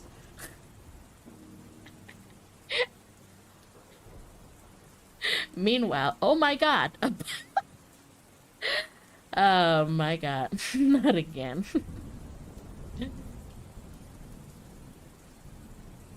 Yeah. Nice, I know, right? It's kind of sad, but I remember, um, I remember I was, talking about something with one of the livers. Not gonna tell you which one it is, but I was talking about something that happened to me to one of the livers. Um, it wasn't like something like incredibly bad, but it was something quite bad, and I remember getting sad because I know it's not their intention to make me sad, but I remember kind of contemplating and being sad when they told me, like, what the fuck, Hyun? Like, I would cry if I were you. I don't know why that little simple statement kind of made me feel sad. I know it's not their intention. We were just talking about past events, but like that little statement just makes me cry. I I always get sad whenever people tell me, like, what the hell? Like, why aren't you crying? Or I'd cry if I were you. Or like, I'd be super sad if I were you. Because then it makes me feel like, oh, I, am I? I guess I'm crying. yeah, guess I'm crying. Ah!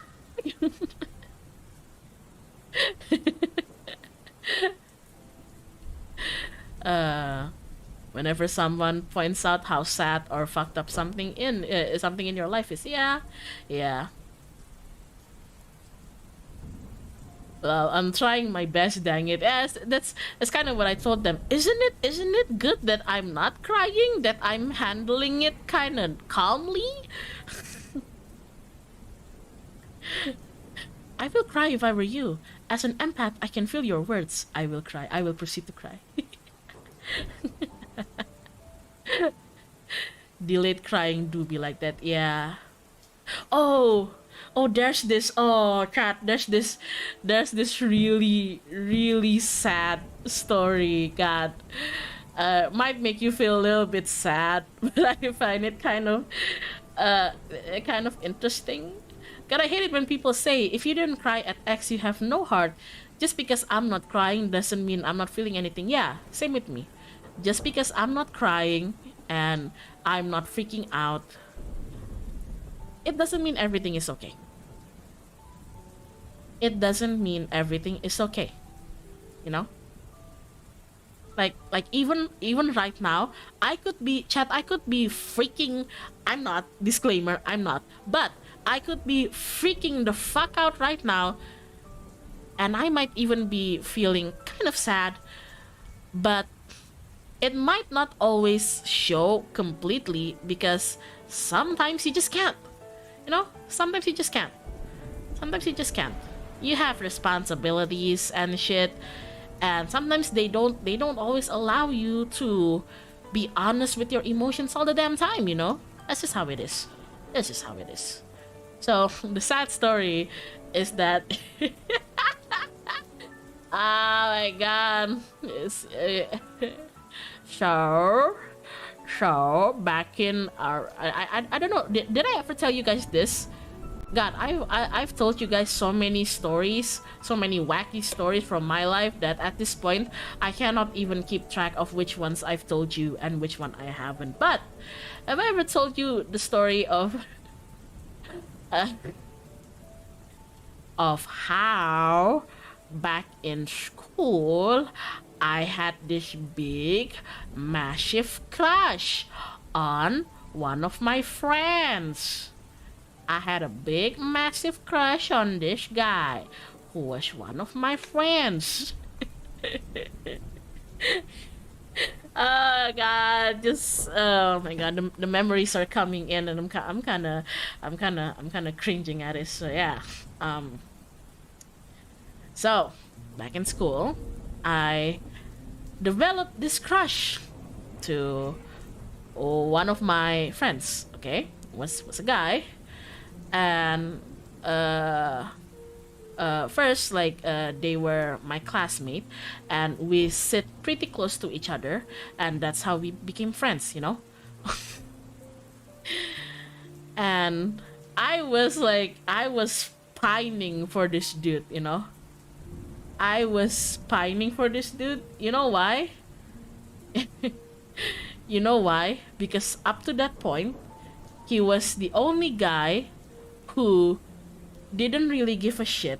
Okay, so at that time, I was quite.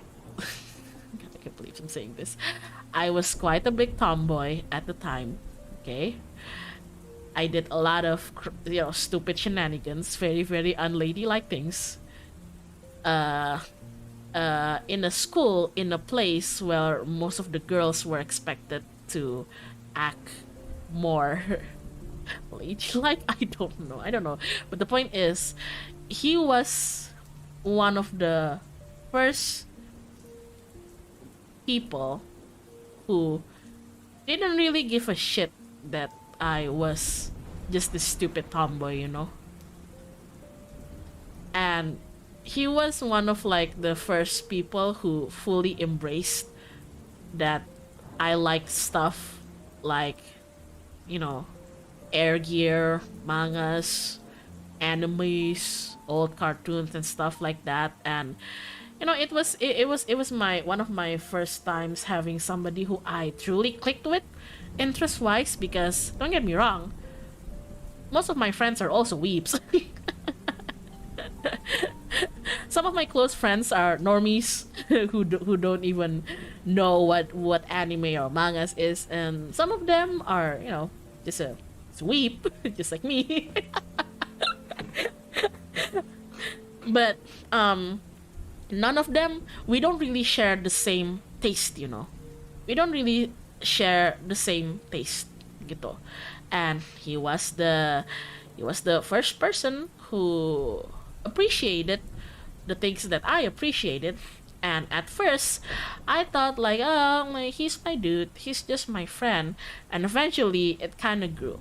It kind of grew into a, oh shit, fuck. Hey Hyona, I don't. I don't think you see him as your dude anymore. Oh my god. But yeah, the point is, he was one of the first person who, like, who just clicks with me, you know, who just clicks with me, you know. Yep, when you catch feelings, yeah, I kind of like that. God damn it, you know. I really thought I was just gonna be like this dude's like tomboy close friends, and turns out I start catching feelings, and I was like, fucking hell, fuck, like fuck. Aku beneran kayak anjir. Gitu guys, gua tuh kalau mulai doki-doki sama orang ya, kalau mulai suka sama orang tuh aku tuh marah guys. Nggak seneng aku tuh doki-doki, bingung soalnya, aku marah gitu, anjir. That's what I do when I catch feelings for someone. I get angry. I get angry because feeling affection sometimes is a pain in the ass to handle, you know. Like, I'm trying to focus on my work. I'm not trying to I'm not trying to feel doki-doki here. So yeah.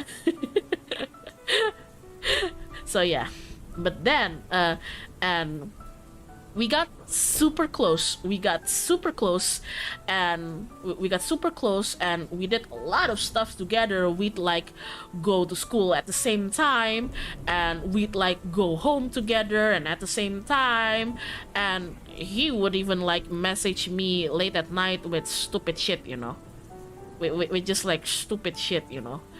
But I never really had it in my heart to tell him at the time, to tell him that I wasn't really seeing him as my dude anymore, because you know the usual reasoning, because I was scared that it would, you know, freak him out or make him uncomfortable. Meanwhile, I really cherish our friendship. I really cherish our friendship, even if we are not a couple, even if we are not like romantic with each other, I still cherish what I have with him. But yeah, feelings don't care about your opinions, that is true. And then here comes the sad part. And I had another close friend at the time whom I really love as well. And because I was friends with him, and I was friends with my other friend, I was friends with this other girl who is my friend, yeah, eventually I sort of introduced them to each other, because, you know, I hang a lot with this person and I also hang a lot with this friend. Sometimes it's just more convenient to hang out together. You know where this is going. I told you this was sad. I told you it was sad. No, stop. No. And it was, I still remember the kind of just that small little gremlin, I call small little green gremlin chat that I'd like to call jealousy and envy. It was small, and me being me, I did my best to not let it show, but I could feel it waking up every time. As I, you know, as time goes, it started from, hi, I'm Hyona, and I'm best friends with these two people who I introduced, and now, you know, the three of us hang a lot together, and eventually you start seeing them hang out more, just the two of them, you know. And you try to tell yourself, oh, it's normal. Like, this is the reason why you introduced them, so they could be friends with each other. So why are you sad? I had to question myself, like, so why are you sad seeing that, Hyona?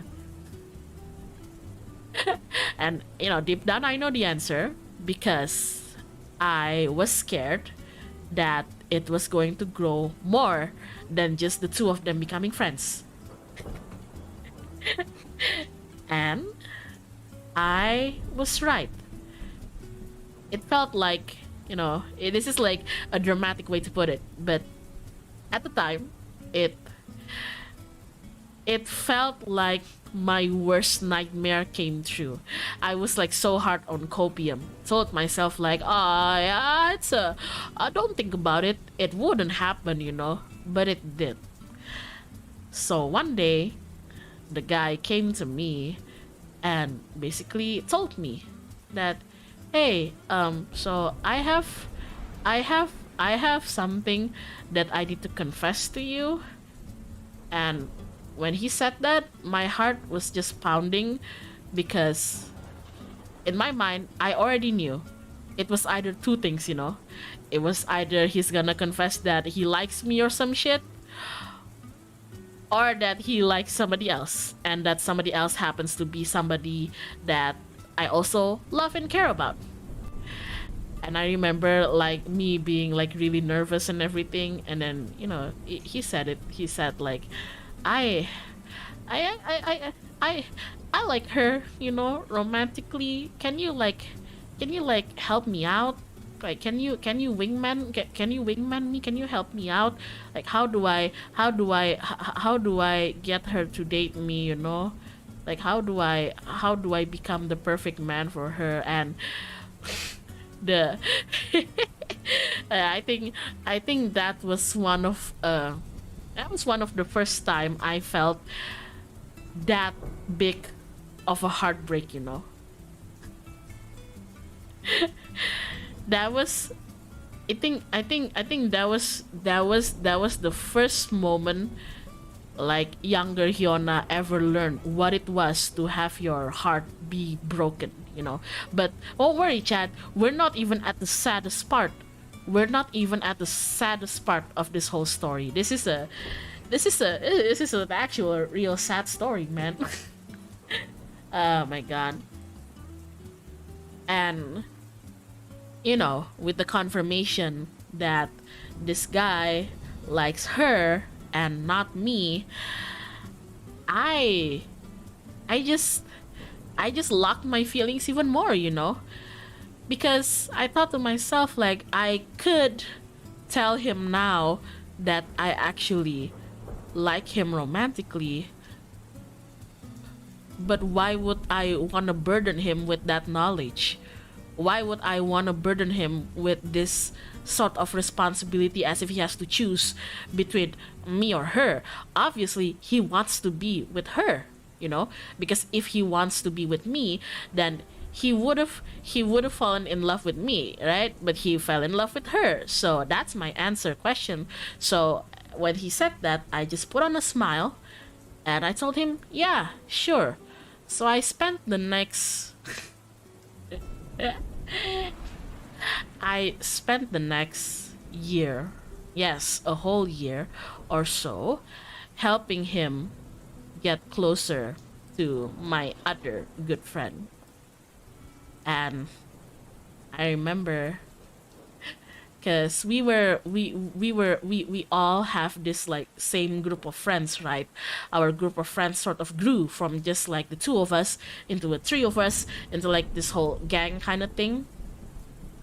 And I remember just hanging out after school one day, and a couple of my friends thought that I wasn't listening to them because I almost always have my headphones on, but sometimes I just have them on, but I haven't really played any music, so actually I could hear them. And you don't want to know the kind of pain I felt emotionally when I see, like, two of my other friends, like, whispering behind me, like, do you think hey, do you think Hyona likes him?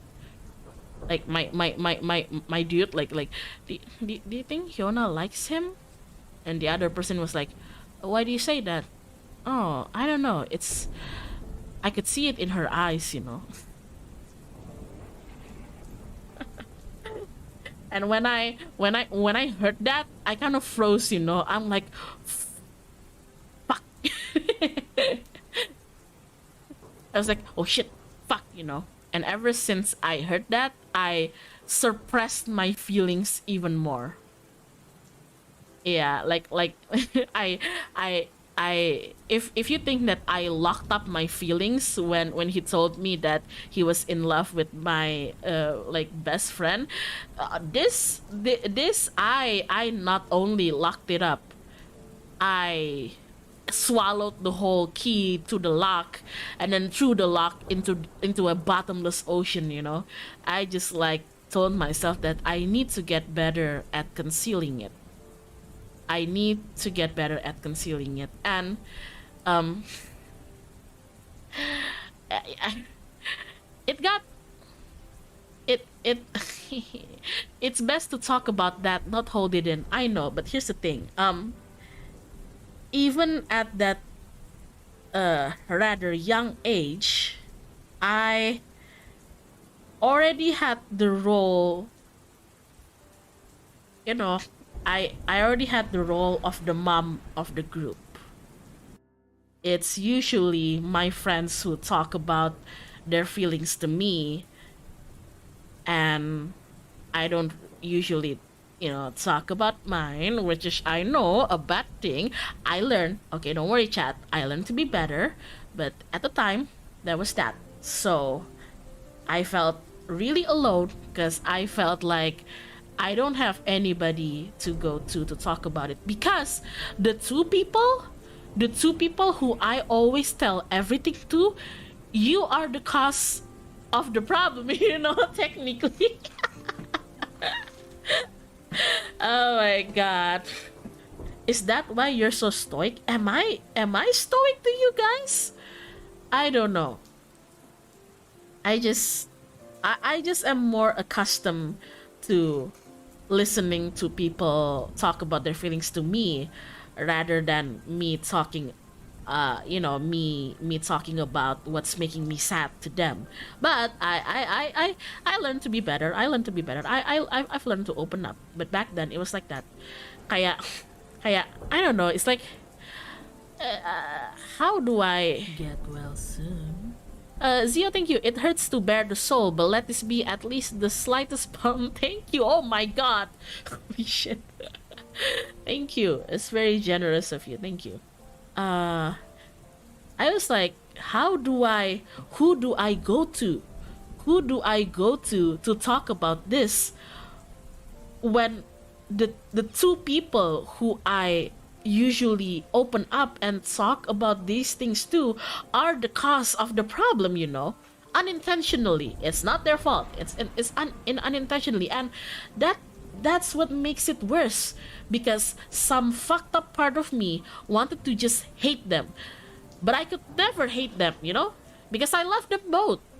Like, one platonically and one romantically, obviously, because, like, they're my friends, okay, regardless of whether I like any of them romantically. First and foremost, they are my friends, okay? And friends mean that I find it really hard to hate them as much as I want.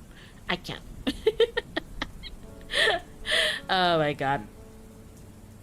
Wait, hold on. My nose is getting stuffy. I need my inhaler. Sorry, I'm gonna blow my nose.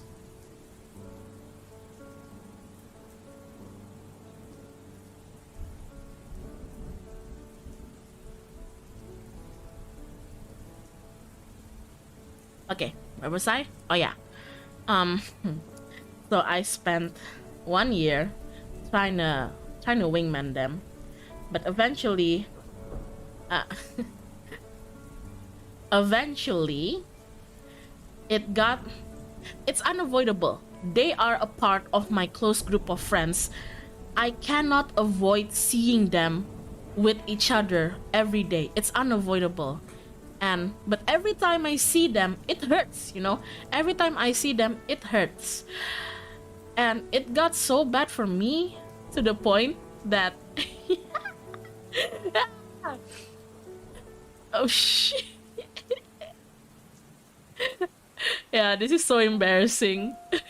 To the point that there was a time where every day I would go home crying. The moment I come home, I'd cry. And I always try to make sure that none of my family members see it, especially my parents. But sometimes my mom sees me like having tears on my face before like I go to my bedroom and just flop to my bed. So if you ask her, she'll tell you. She'll tell me like, "Are you okay? Like, I don't wanna see you go through that time in school where you like cry every time you go home."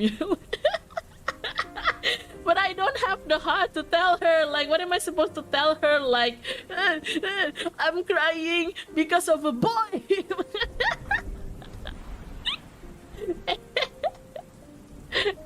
So yeah, that's the god damn it, fucking hell. Oh my god. Oh my god. But yeah, that's the two sides of my parents. My mom knows me well enough that she knows that if I like someone or if I just care about someone emotionally, yeah, that's like it will affect me really badly because that is how much I love and care for them. My mom knows that. My mom knows that. My mom is that type. If you try to tell her like, oh, your daughter Hyona is such a tsundere, she would tell you like, oh no she's not. She'd cry like she cries a lot over the people she loves, and that's kind of true. She'd like tease me about it. My dad on the other hand, if my mom brings this up in front of him, he'd be clueless. He'd be like, you like the boy back then? I didn't know. Oh my god. Would she have been the type to go, daughter, I am disappointed? No, she wouldn't be disappointed at, her young daughter catching feelings. She would just, I think one time she told me she just wished I didn't have to go through something that made me cry like that.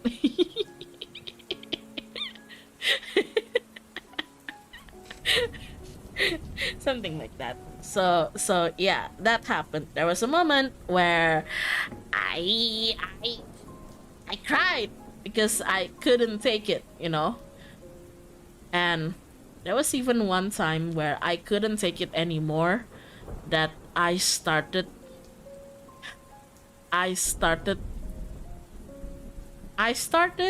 distancing myself from my friends, because hanging out with them meant that I will have to see the two of them being so close to each other, and accepting that that will never be me,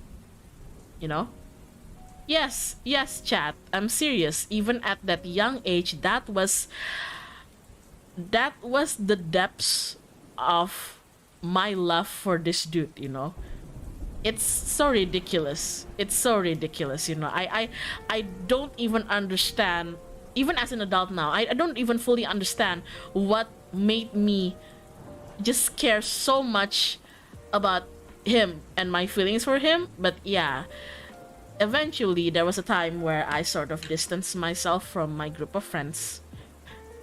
And you remember when you said, when I said like, yeah, I know what it's like to be lonely. I mean it. I'd like to think that that moment where I consciously chose to distance myself from my friends, the only friends that I had at that time, the only people among the very few people in this world whom I trust, and I made the choice consciously to distance myself from them to save myself some level of heartbreak. Yeah, it was really lonely, It was really lonely, especially because I couldn't tell them why. It was real painful because I couldn't tell them why. Because if I told them why, especially if those two hear why I was feeling this much pain to the point that I had to distance myself from them, I knew I would essentially be guilt tripping them, even though it's intentional, even though I don't mean to. even though I don't mean to guilt trip them, but I know it will make them feel guilty, And as much as I romantically like the dude, and I wish that it was me who he's in love with and not my other friend, the fact is, I still want them to be with each other, if that is what it takes for them both to be happy. And I really hated myself for feeling that way. Cause and eventually, there was even a point where my group of friends sort of got angry at me for just distancing myself from them without explanation, and I earned that. that was a bitch move. That was a dick move on my part. Of course I had my reasoning, and I'd like to think that they are not good, but pretty understandable reasonings at the time. But I still think it's a dick move on my part to just leave your friends like that. So one of them finally got the courage to reach out to me and just I can't believe I can't believe this dude. So I'm friends with this other dude, and he just decided, like, you know what, guys, like, fuck this shit. Like, why are we doing this silence treatment to Hyona? I am going to corner her in the parking lot later after school. And that's exactly what he did. He cornered me in the parking lot after school as I was trying to get home. And I was trying to ignore him. I was trying to ignore him, like, I want to go home, okay? I want to go. Like, let me get to my bike. Let me get to my motorcycle, okay? I just want to go home. And he even, like, blocked me in front of my motorcycle, like, no, you're not getting home. Lu gak boleh pulang. You're not getting home until you tell me why you're sad, why you're not talking to any of us. Did I do something wrong? Did we do something wrong?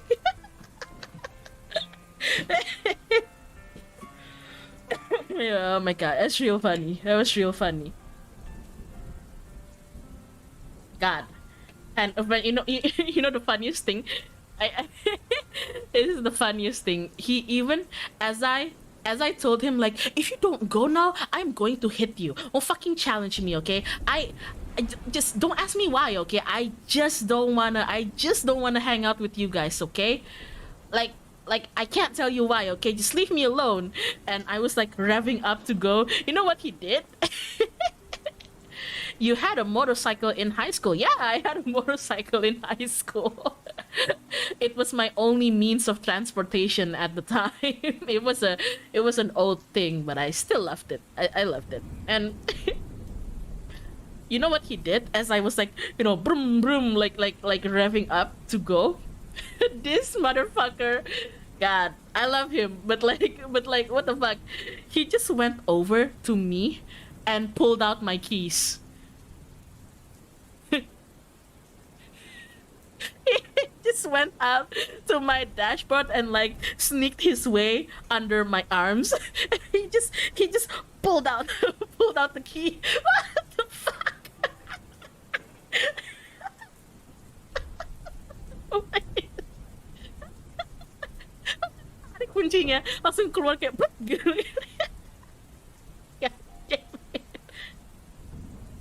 Oh my god. Oh my fucking god. That's so funny. That's so funny. And this guy's like tall, like way taller than me, and he just like takes the key like so high up in his arms, like, you're not going anywhere until you tell me what the fuck is going on, you know? What the fuck is going on here now? Like, I thought we're all best friends, you know? I thought we're all besties. Okay, you're not getting your keys until you tell me. And I got off my motorcycle and I actually tried to beat them up. Because at that point, I was so scared of showing why I was sad that I was actually panicking, you know? Because I felt like I was actually going to cry.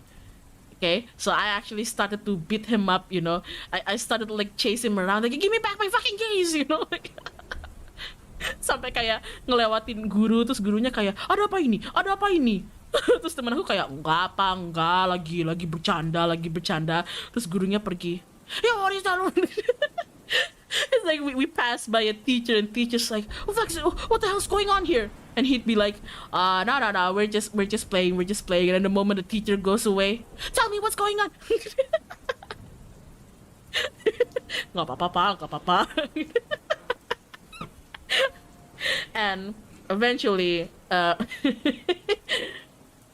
eventually, we're both exhausted, and I just like glared at him because I was so panicking, chat. At the time, being vulnerable in front of people was one of my worst nightmares. Okay, opening up and admitting that I was sad and why I was sad, it was real scary for me. So I really don't know what else to do, right? Aku benar nggak tahu mau ngapain lagi gitu. Terus ini orang ya, si brengsek ini, this son of a bitch had the audacity to just like seriously like changing his tone and then seriously tell me, look me that in the eyes and tell me like, Yon, please, you know, like if there's anything that's going on, you know that we have your back, you know, you know I have your back, we have your back, you know. Like, that's what friends are for. You don't have to like you don't have to stay silent about it. And the moment he said that, man, that that dam just break open. You know, you fucking idiot. Like I was trying so hard not to cry. You just had to say that, and now I'm fucking crying. Look what you did. Look what you fucking did, you idiot. Aku tuh kesel, kayak aku tuh udah berusaha nahan nangis ya. Aku tuh berusaha ngecup-cupin diri aku, ngekopium diri aku. Aku tuh udah berusaha jadi strong, nggak nangis. Lu ngomong kayak gitu ya, gue nangis kan jadinya. So imagine being this guy, like thinking that Hyona has a problem, and then you chase her around with her keys, and then suddenly she starts crying. And that was even the first time ever that he's seen me cry. So he didn't know what to do, you know. He was so confused. He was like, he immediately gave me back my keys, like, oh shit, don't cry, here's your keys. I'm sorry I took your keys. No, it's okay, if you want to go home, it's okay.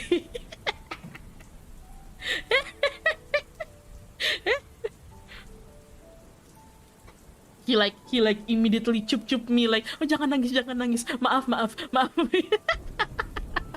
Like, don't cry, I'm sorry. Oh my god. So so yeah, I cried there. And like, I don't know, it was like this school hall connecting to the parking lot, and people passing by just had to stare at this one at this one girl crying in front of this one guy, and the guy just not knowing what to do. Itu liatin lah, makanya gue juga malu, tapi aku nggak bisa berhenti nangis. Kamu jangan goblok gitu loh. Aku tuh udah berusaha nangis, kamu buka, ini nggak bisa berhenti sekarang. That's why I'm being an idiot. I'm trying not to cry, and you just open the fucking dam, and once the dam opens, it doesn't close, you know. Yeah, I was so embarrassed. I was so embarrassed that I started like covering up my face, you know, because I didn't want people to see me cry. And he panics even more. He's like, no, don't cover your face. It's okay to cry. It's okay. I don't hate seeing you cry. It's okay if you wanna cry. Oh shit. Oh fuck. You know. Orang-orang kecoa tadi wayolo. I know, right? I think if people saw that, they might think that like maybe he just bullied me, or he's like my boyfriend who just broke up with me in the middle of this fucking hallway or something. But yeah, after I calmed down a bit, I finally talked with this friend of mine, and he was the first person who I finally opened up about this whole thing and told about why I was distancing myself with my friend, and he was very understanding about it. Aku masih inget for some reason aku sambil kayak sesenggukan nyeritain ke dia tuh kayak aku dibeliin teh tarik. I don't know, I think it's kind of funny. It's like, stop crying here, I bought you some teh tarik. Oh, thank you, dude. Oh my god damn it. Meanwhile, I'm still like sobbing, still like Oh my god. Terus aku tuh masih ingat sampai sekarang. I still remember to these days. It's been years since then. It's been so long since then. Udah lama banget dari itu. Tapi aku nggak akan lupa. At some point, aku sambil nangis-nangis cerita ke dia. At some point, I was crying and telling him like why I'm so sad, blah blah blah blah. And I will never forget this one thing he told me, which made me cry even more. What a fucking dumbass, even though I guess it held some truth in it, which was, Hyona, you're so busy saving them and other people. Who the hell is going to save you?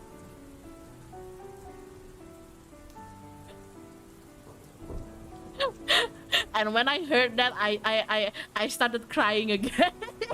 I was like, why would you say it? Why would you say it, you fucking dumbass?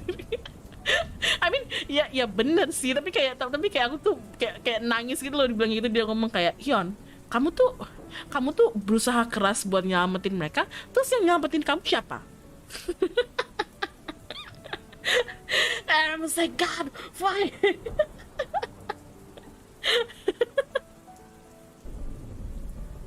What the fuck gitu, kayak God fucking damn it, God fucking damn it. So yeah, said like an actual anime character. You might think it, but he said it in a way more casual way, so he didn't expect me to cry. So when I actually cried at him saying that, he panicked even more because he said it like kind of nonchalantly, you know, kind of like Hyun, but like if you're gonna like try so hard to save them and make them happy, like, you know, who's gonna make you happy? And I just went like he's like, oh shit, oh fuck.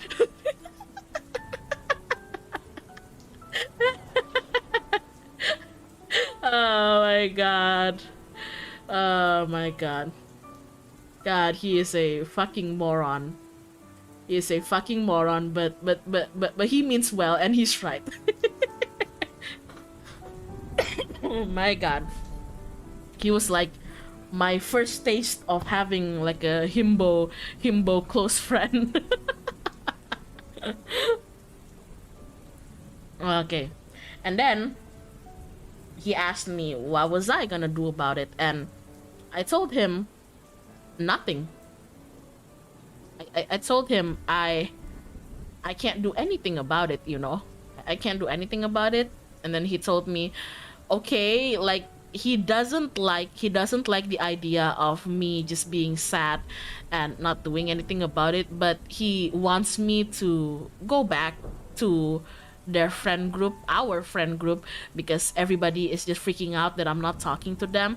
And I promised him that I will. I'm gonna go back. I'm gonna apologize and make up some excuse, but I will go back and say sorry for just dicking out like that and ignoring everybody. But I'm still not gonna tell them, especially those two, about why I was sad.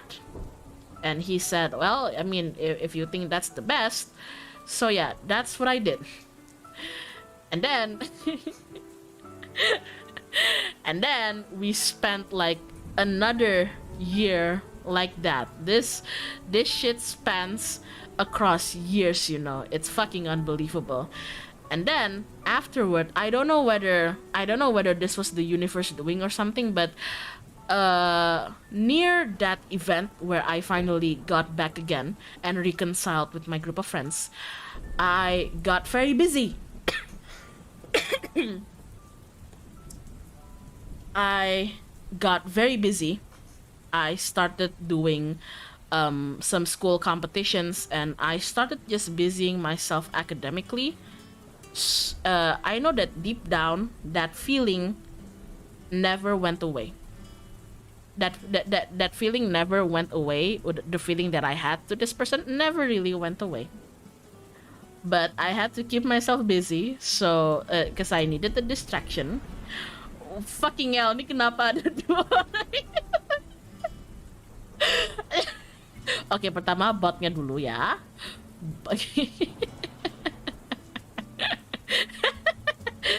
Pak, Pak, saya lagi cerita yang memalukan ini, Pak. Pak, ditutup dulu telinganya, Pak. Saya lagi cerita malu-maluin, Pak.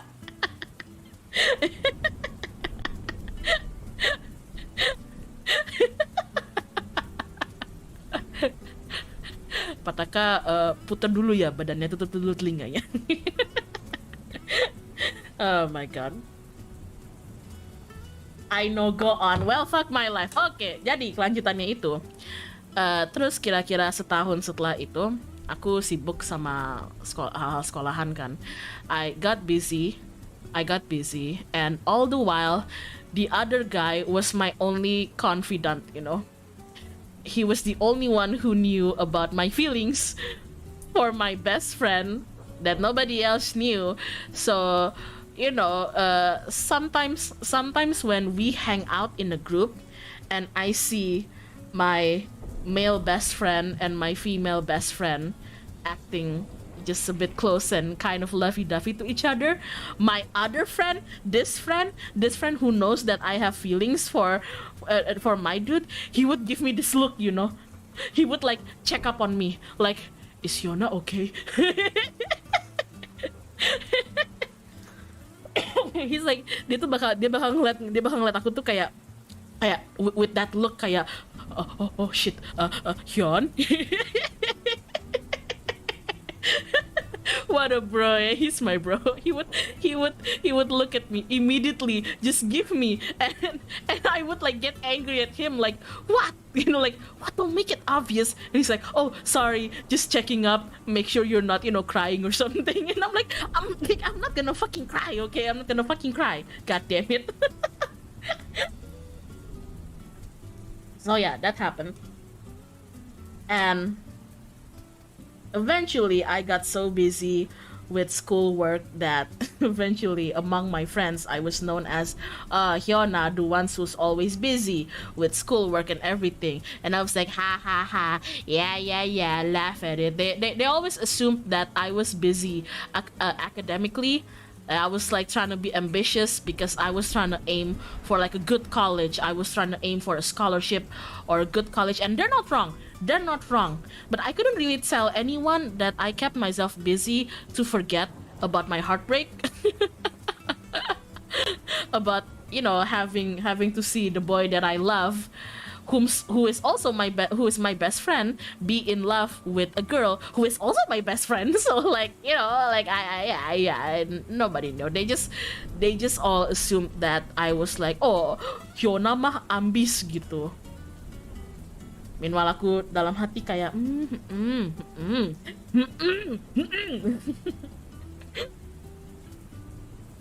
gitu. Terus terus guys, udah ya, aku kan jadi sibuk. Jadi aku tuh mulai nggak hangout sering-sering banget sama si best friend aku yang cowok. I got so busy that sometimes I didn't really have the time to hang out as much as I did with my dude best friend. I don't know whether it was also because I felt sad or pain every time I meet up with him. I don't know whether that fueled it too, but I remember I was just busy.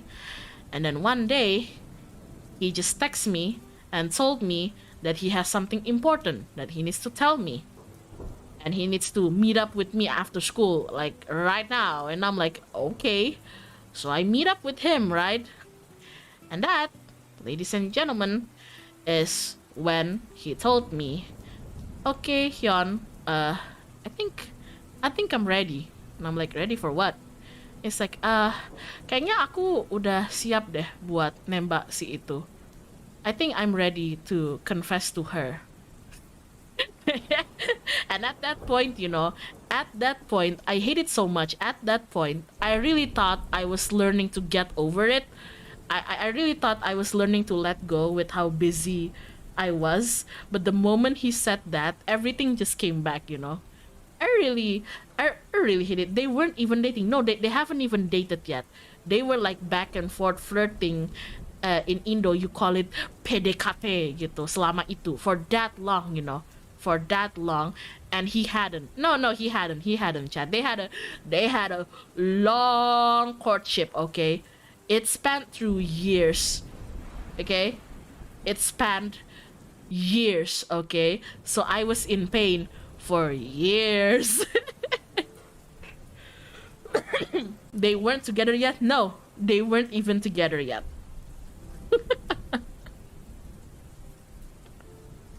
And then he basically told me his plan. Kayak aku mau nembaknya mau gini, pas kita lagi gini, menurut kamu gimana? Told me like I'm thinking of like confessing to her. I'm gonna say this, and I'm also gonna give her like this. I'm gonna do it here. What do you think? And I don't know what came over me, but I sort of questioned him like, why do you care what I think? You know? Okay, aku nggak tahu, mungkin aku kesel atau gimana ya, tapi aku kayak nanya gitu, kayak kok kamu nanya opini aku sih? Kayak kok kamu nanya aku gitu. Kalau kamu yakin mah ya udah yakin aja. If you're sure then you're sure. Why are you asking for my opinion? And he is what I hate. He just sincerely, and I know he's being sincere, you know. I know he's being sincere with me. He just sincerely tells me, well, it's because, you know, you were here from the start. Ever since I had a crush on her, you were the one who supports me. So I trust you. I trust your opinion.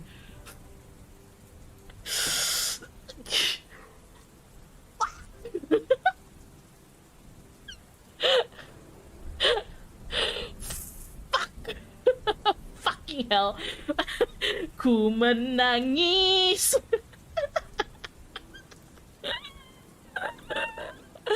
Yeah, that's what he said. So like when I can't do it, okay?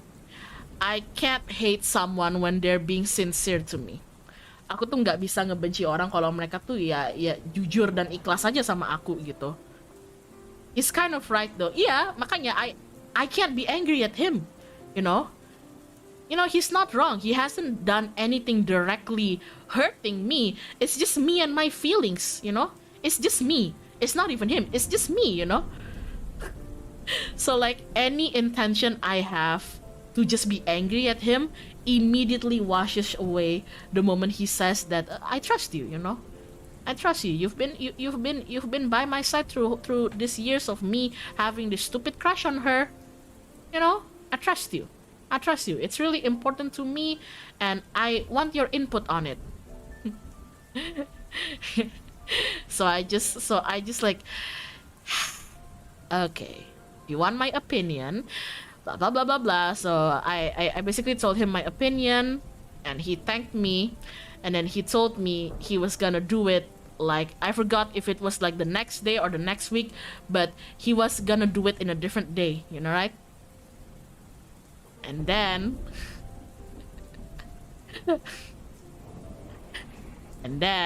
came the day where my good friend, my best friend, was gonna confess to my other best friend. And we're gonna get to the saddest part of the story.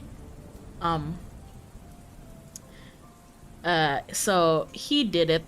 He confessed to her in an empty classroom, right?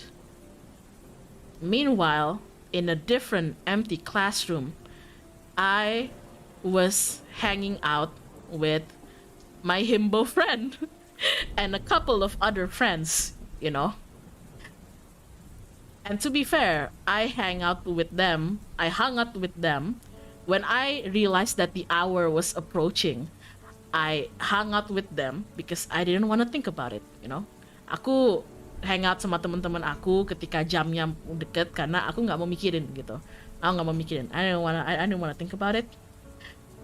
Meanwhile, I know like in a different classroom there they were, and he's gonna confess he's gonna confess to her, and some wicked part inside me, some fucked up part inside me want, like, pray to God, you know, like, God, let her say no, you know. God, give me a fucking break. Let her say no. Even though I know that wasn't gonna happen. I know that she liked him back, you know. I know that wasn't gonna happen. But some evil part of me was like, God, tolong deh Tuhan, biarin aja ditolak gitu sekalian. And then, as I was hanging out with my friends, I got a text message. Ting tong. dapat message tuh. And the message was from the dude best friend. And the message said, like in all caps, she said yes. Gitu. Aku dapat message, terus isinya tuh basically, dia terima gitu. She said yes gitu, gitu kan. And I quickly replied to him and said, oh yeah, nice gitu, nice, hey man, nice, high five gitu. And then I put down my phone and I looked at my friends and they all immediately became silent. Mereka semua tuh, aku kayak naruh HP aku setelah ngebales, terus aku ngeliat teman-teman aku, terus mereka dari tadi tuh lagi ketawa ketiwi, terus mereka tuh diam ngeliat aku. They were laughing their ass off and they immediately became silent when they looked at me. You know, and I was like, "Wow, what's going on? What's going on? I thought you guys were saying something funny. What? Continue." And that's when my himbo friend kind of like softly told me, like, Hyun, and I'm like, "Yeah, what's wrong? You're crying." And I was like, "What?" And he said, "You're crying right now." And that's when I realized that, and I kind of like touched my cheeks, you know, and yeah, he was right. I was crying. I didn't even realize it, you know.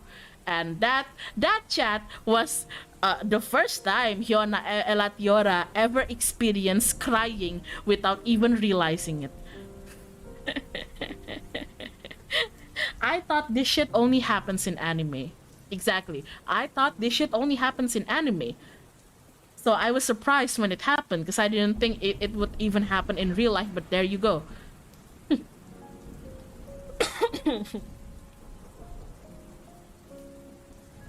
So yeah. Eventually, I think my two other friends who were with me at the time kind of understood why I was crying, but they never asked or confronted me about it. Because I think they realized that I just want to let it slide, you know.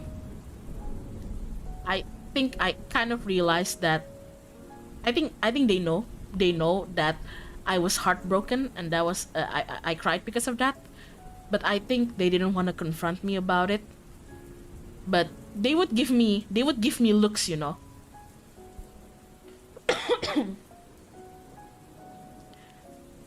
Crying on public, that must be a powerful feeling you experienced there. Yeah, it was one of the first time I experienced crying in silence, not even doing any sobs, you know, not even doing any just like I was smiling, you know, as I cried. That was so weird. I didn't even think that was possible. But yeah, that's one of the worst heartbreaks I ever felt. But the story doesn't end there.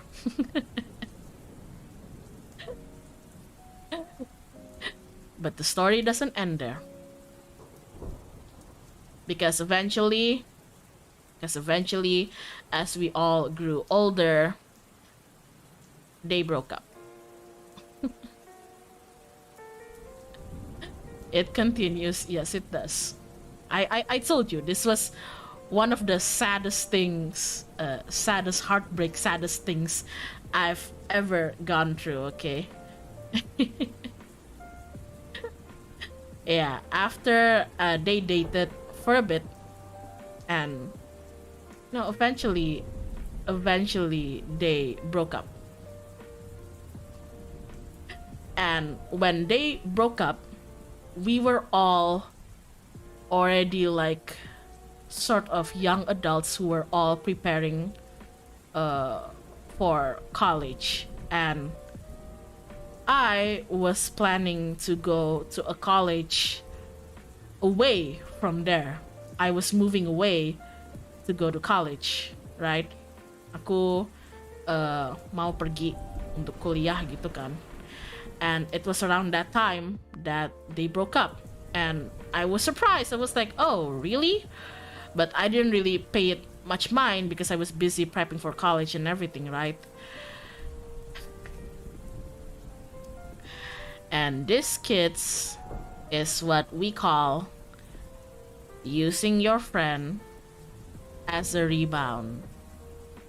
Don't ever do it. Ini yang saya suka bilang, menggunakan teman kamu sebagai rebound. Jangan seperti itu ya. Don't ever do that. It ain't fucking worth it, okay?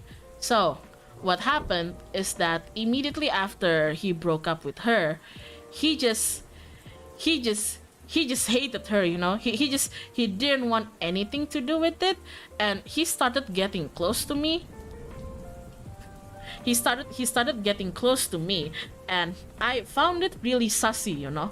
I found it really sussy, like, after like a year of you just being, you know, just me having to deal with your lovey-dovey shit as your friend, even before you two became an actual couple, now you like kind of crawl back to me, like what the fuck is going on?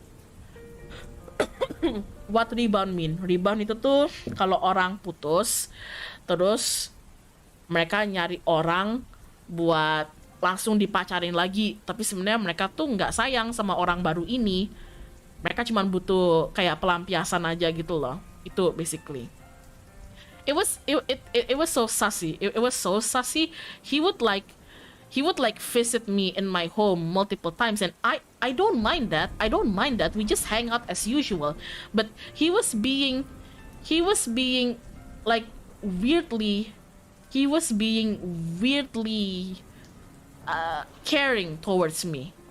He's always been caring towards me, but more than he's used to. Like, he would, like, before coming to my house just to hang and, you know, like play games or whatever, he would ask me like, hey, like I'm gonna get you cake. Get well soon. Rea, terima kasih. First of all, never use anyone as rebound, period. BTW, selamat malam, Hyona. Selamat malam. Dan benar, don't never use anyone as rebound. Terus kayak dia tuh bakal nelfon kayak, kamu suka cake apa? Like, what cake do you like? And I'm like, why? And he's like, no reason. And I tell him like, if you're gonna buy me something, you don't need to. We're just hanging out. And then later on, I found out that he called my other friends to find out what my favorite cake is. And then he went to this like one of the most expensive bakery in our city at the time and bought me like my favorite cake from it, you know. And he started like gifting me things, you know. He even this is so weird. He even gave me a necklace. Can you believe it? He's saying like, well, you're gonna be going away, like, you know, have this little gift. And okay, it was sweet. Okay, it was sweet, but the timing was so off, and there was sassy baka flags all over. Okay, this guy. I appreciate the attention, buddy. I appreciate the gifts. I will not say no to them. Yeah, you know, yeah. Can you spoil for how long it lasted? This rebound thing he had with me, it only lasted for like a month or so. It was short. It was short because it never really went anywhere. I didn't let it because I knew exactly what he was doing.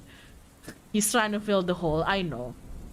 And eventually, it all culminates, semuanya akhirnya ngeluap when my female best friend, when the girl had a birthday party and we were all invited. Akhirnya semua tuh mencapai titik klimaksnya ketika si sahabat cewek aku ini tuh punya pesta ulang tahun. Kita semua kan datang gitu ya. You know, being school kids, like not all of us can drive or even have license to bring cars, but he was one of them. But for some reason, yeah, even though he was one of the only few of us who could drive, like legally drive a car and even owns a car big enough to like basically carpool all of us, he didn't let anybody else ride with him in the car but me. He didn't let anybody else ride with him in the car with me. He was like super insistent about it. Dia kayak insist banget. He was super insistent about it. He's like, no. I'm just gonna be picking Hyona. My car is just gonna be the two of us. Like everybody else, like choose another carpool. Dude, that's just plain uncool. I know, right? Like, he got weird, man. He got weird, and I was like, okay, and like we all dressed up for the party because the party was like semi-formal and everything. It was even at this like it was like a fancy party, you know. It was like a, I remember it being in this like hotel, you know. So her family really went all out for the birthday party, so like we dressed really fancy and everything, and I was like, ooh, I'm gonna eat so much buffet there.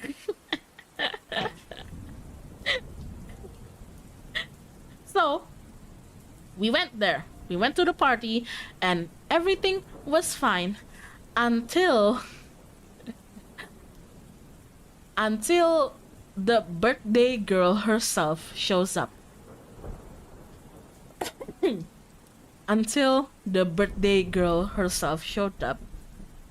And I have to tell you, I've never, well, now I have years later, but at the time I have never seen her more prettier than she's ever been. She was really pretty. She was really pretty. Like, I was so proud of her because she was never the type to wear, you know, dresses and heels or even makeup and everything, and she really dressed up for that, and I was like blown away with how pretty my bestie was, you know.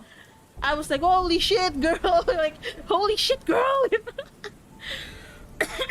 And yeah, and I kind of, you know, I kind of like look back to my dude friend like agreeing like yeah, like she looks so pretty, right? And that's when I realized like he's just looking at her, you know.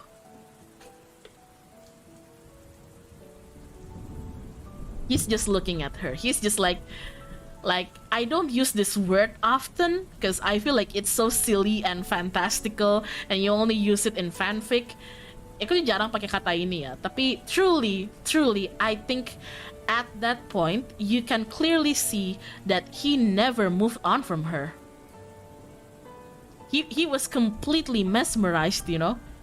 This guy, that was my confirmation. This guy you never moved on from her, did you? You know, even though you keep telling me that, oh, I just want to hang out with you and forget her, but you never really did forget her, did you? You know, belum move on ternyata emang gitu loh. Dan itu tuh momen dimana aku tuh dapat konfirmasinya aku gitu loh. Like, dia aku juga kayak se-egois dan segobloknya aku mau dijadiin rebound ya. Seandainya waktu itu aku mau dijadiin rebound, even if at the time I wanted to be a rebound, I didn't. But even if I wanted to be a rebound, that was all it took for me to realize that this boy, this man will never look at me. You know? Not now, at least. Not in the near future. You will never set your eyes on me, you know? As much as you're trying to fool yourself and you're trying to fool me, the truth is, you're never gonna see me. Gitu loh. Kayak sekeras-kerasnya kamu mau ngekibulin diri kamu sama kibulin diri aku, kayak kamu tuh, mata kamu tuh nggak akan pernah di aku gitu. And that's all the confirmation I need. So yeah, I try my best to just enjoy the party. It's kind of hard because he was being a bitch about it and he refused to talk much with his ex-girlfriend, but they did exchange some words and that's about it. And I kind of had to be the middleman and I hate doing that. So yeah. And then there was the ride home. There was the ride home, you know.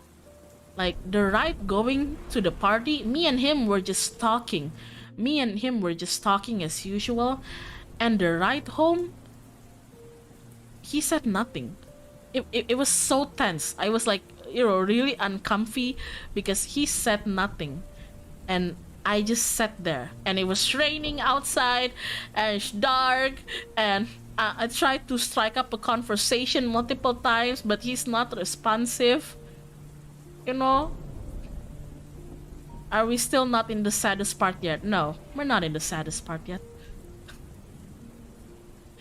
I think he didn't say anything because he's trying to rationalize that he fucked up, you know. I think he was trying to rationalize that he fucked up, you know.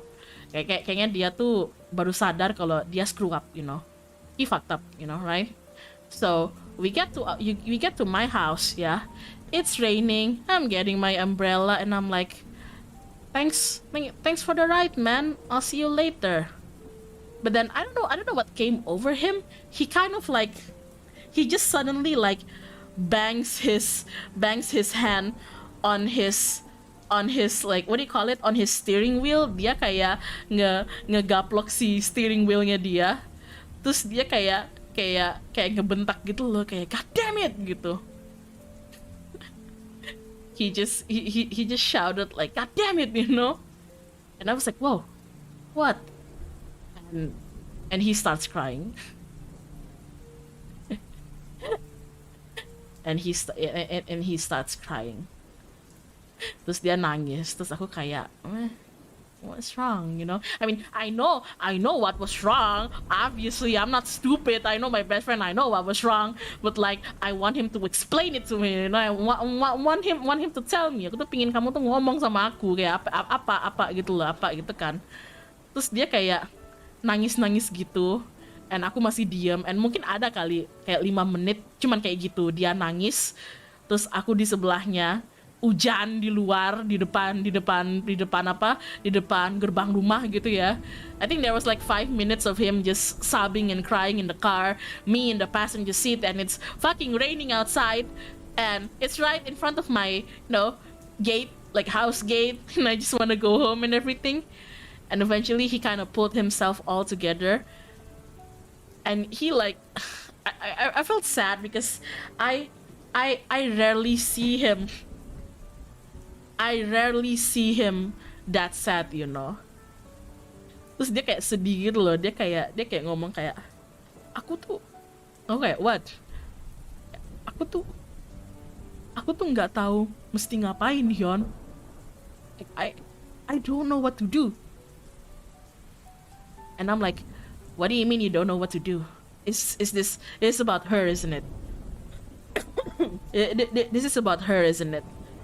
And he's like, yeah, like it is about her. Ya tentang dia kayak, I don't know, I don't know, Hyun.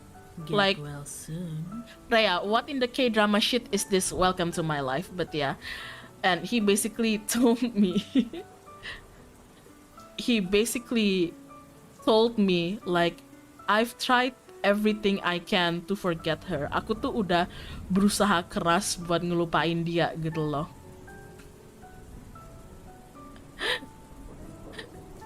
Terus aku nggak tahu ya, mungkin karena aku akhirnya snap gara-gara dia ngomong kayak gitu. Akhirnya aku bilang gitu, kamu udah berusaha.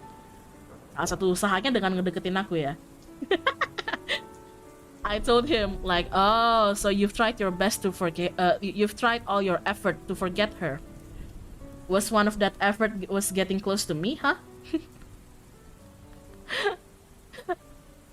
Oh my god. And I remember, like, the audacity, like, God, I remember the audacity that of what he said next that made me real, you know, made me feel like, who are you, you know?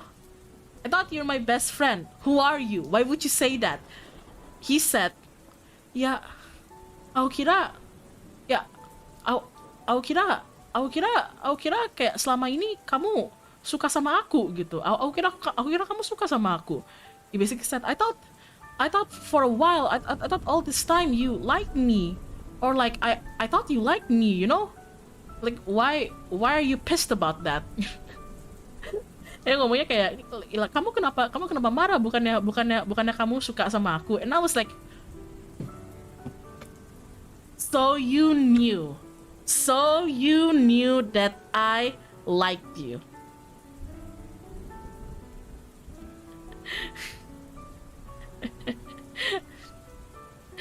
The audacity. You knew that I liked you all this time, huh? All that effort, all that crying, all that heartbreak and pain, and you knew. Huh? You knew all this time that I loved you, huh? Okay. And I was so angry, and I told him like, okay, yeah, I did love you in that way, you know. Aku emang sempet suka sama kamu in that way. Tapi apa kamu tuh pernah kayak berhenti bentar terus nanya apa sekarang aku masih suka sama kamu? Hah?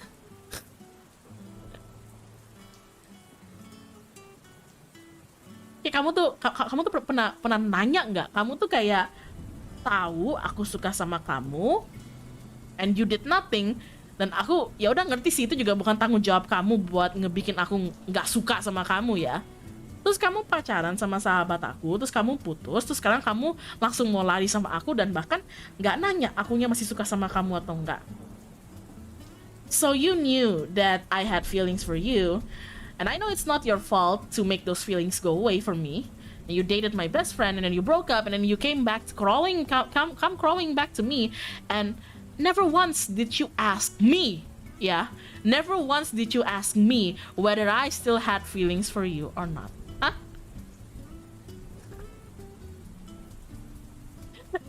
And I remember I just got so angry and frustrated. I kind of like yelled at him, like, you know what? Gitu. You know what? Yeah. There you have it. You want my fucking answer? Yeah. I did love you, okay? I did have feelings for you. Emang iya, sempet. But do I still have feelings for you now? Not so much, okay? No, I don't.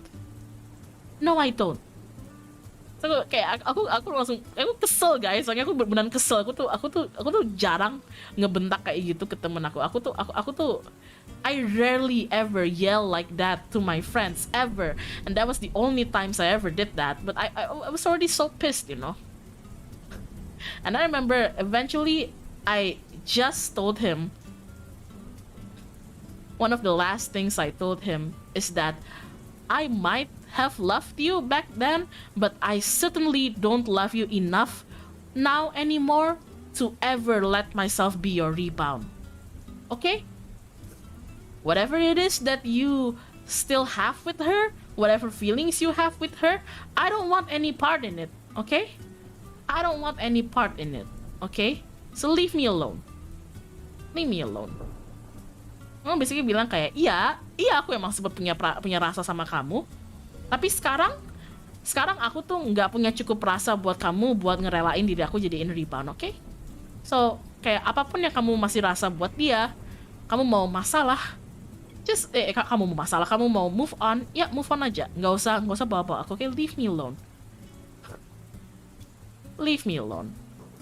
you know. And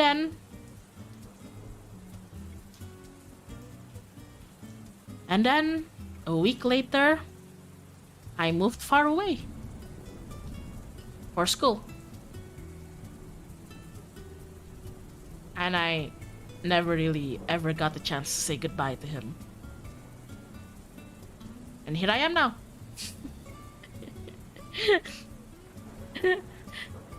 And that's the saddest part of the story. Terus kira-kira seminggu dari kejadian itu, aku pindah deh. I moved away.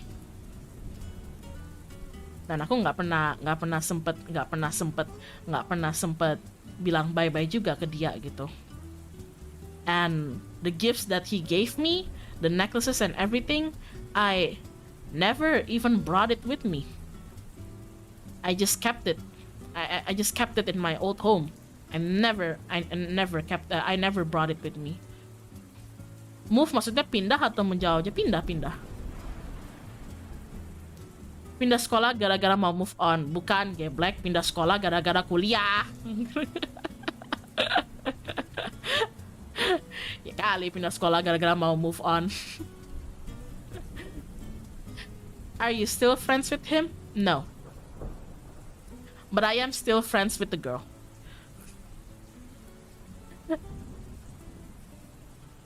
When did he notice you liked him? All along during his relationship? After? I never really asked him that. Soon. Me, thank you. Thanks for telling and sharing with us the story. It hits my kokoro. 2 words for you, Baby Yoda. So now, the ones that I'm still friends with is the girl and my himbo, my bro.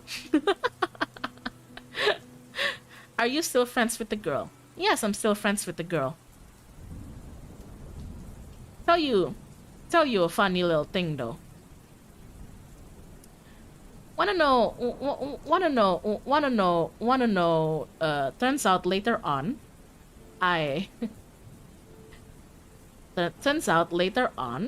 actually had a hunch, but eventually I got it confirmed that one of the reason why their relationship eventually fell out was because, let's just say, the girl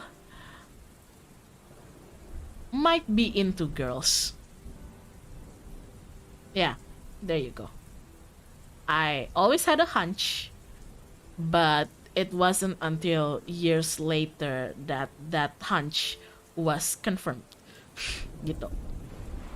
Begitulah kawan-kawan, namanya hidup.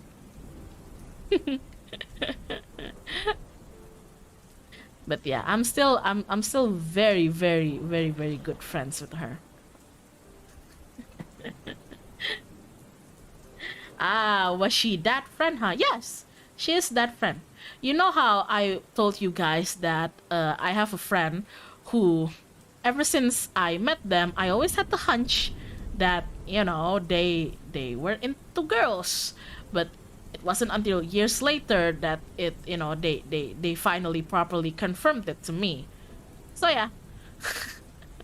that was the friend that I'm talking about. Is this the same friend who activated your gaydar? Sort of, yes. Remember when I told you guys story of like, I think I have this sort of gaydar at the time where I felt like I knew that one of my friends were into girls. Yeah, same person. Oh my god, but yeah. Where in the timeline does it fit? Before you tie a motorbike to a tree? Huh. If I remember correctly, when I tied a motorbike to a tree, it was with my himbo friend. And at the time he already knew about me liking the dude, but they hadn't dated yet. So there is where it fits. Why are you guys making a Hyona verse here? Why are you guys trying to chart a timeline here out of all my stories? Oh my god. Why would you tie your... No, I didn't tie my motorbike to a tree. I tied someone else's motorbike to a tree with my himbo friend. Because they were illegally parking and we needed to do something and they were blocking the way and the owner was an asshole. So when he was away and the motorbike was unattended, me and my friend tied the motorbike to a tree. So yeah, high school is weird, man. High school is weird. Oh my god. But yeah, that was the saddest, one of the saddest heartbreak I've ever felt. The other heartbreak was me attempting. Yes, that is right. Me attempting long distance, everybody. Oh boy, the heartbreak on that one.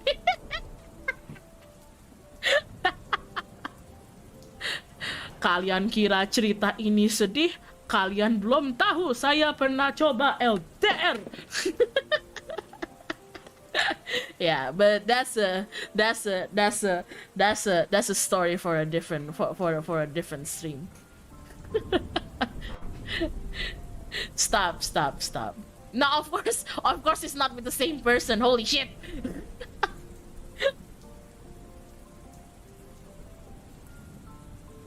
Which one is this? Of course it's not with the same person. I'm never in contact with that friend of mine ever again, even till this day. I have no idea, like, except maybe from social media or something. I have no idea what he's up to right now, and I don't care.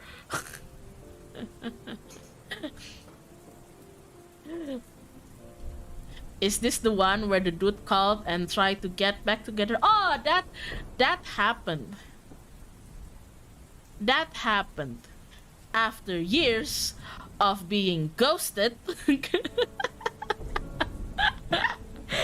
Yeah.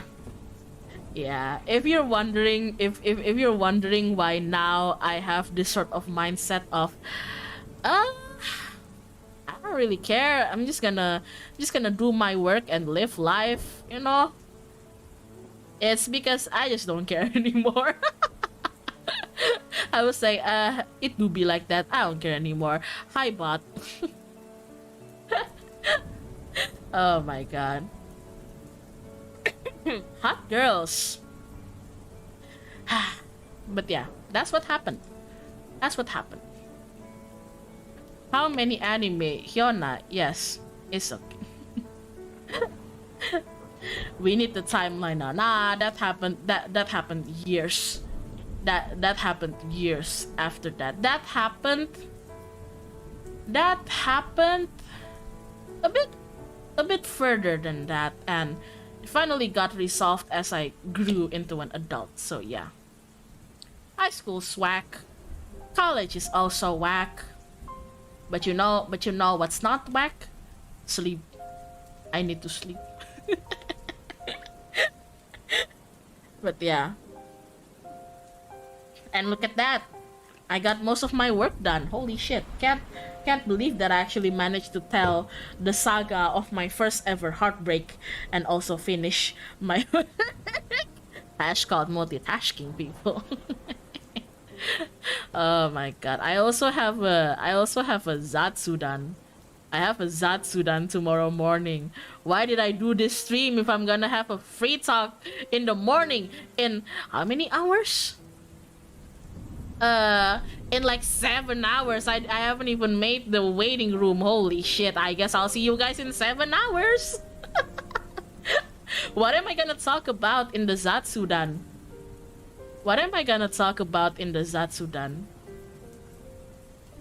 I don't know. More stories, I guess. Season 2 in the morning. I need to sleep. How the hell did you actually work? The same way I work whenever I have work streams. I just work. You know, as an aromantic, you all love life or really interesting to listen to. I bet it is. If you're aromantic, I bet it is really interesting to listen to. Oh my god. We have the same time zone here, and if I didn't wake up in time, you're to blame. Yeah. If I have to delay my stream a little bit, as bad time management on my part. Why did I do the stream? We'll see if I have to delay my stream a little bit. Hopefully not. Hopefully not. Can we have drawing stream where you put your stories in chronological order? What the fuck? You guys are trying to chart my entire life story, man. Do it yourself. Do it yourself. Oh my god. But yeah, thank you so much. How's your work anyway? It's good. I managed to finish most of it. and I'll do some of the polish and finishing in the morning while I do the Zatsu then. But yeah, I need to sleep. Otherwise, this is just gonna be an endurance Zatsu until morning. It's gonna be an endurance free talk until the morning, and I need to sleep. Oh yeah. Can you do previously on Hyoners when you start your morning stream? Oh yeah, I can do that. I do that.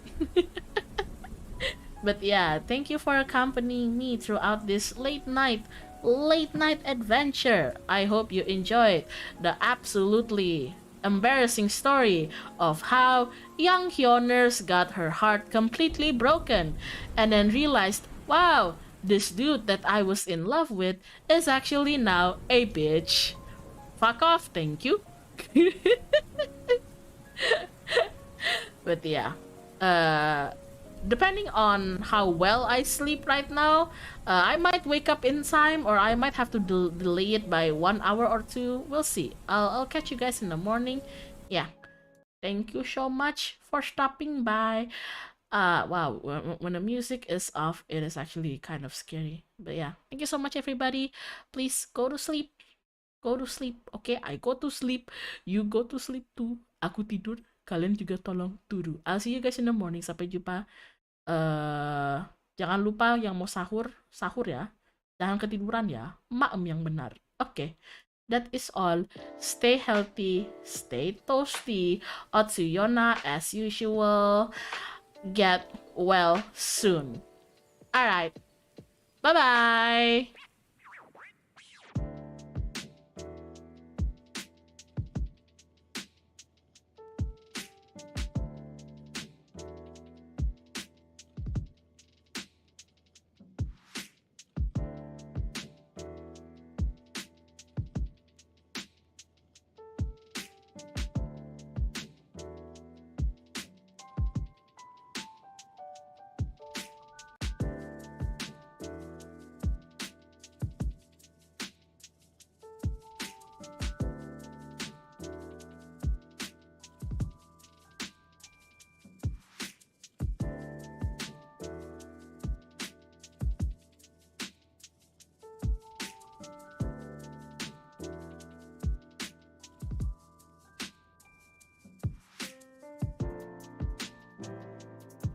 Don't worry, I am drinking water. You wanna hear me drink water?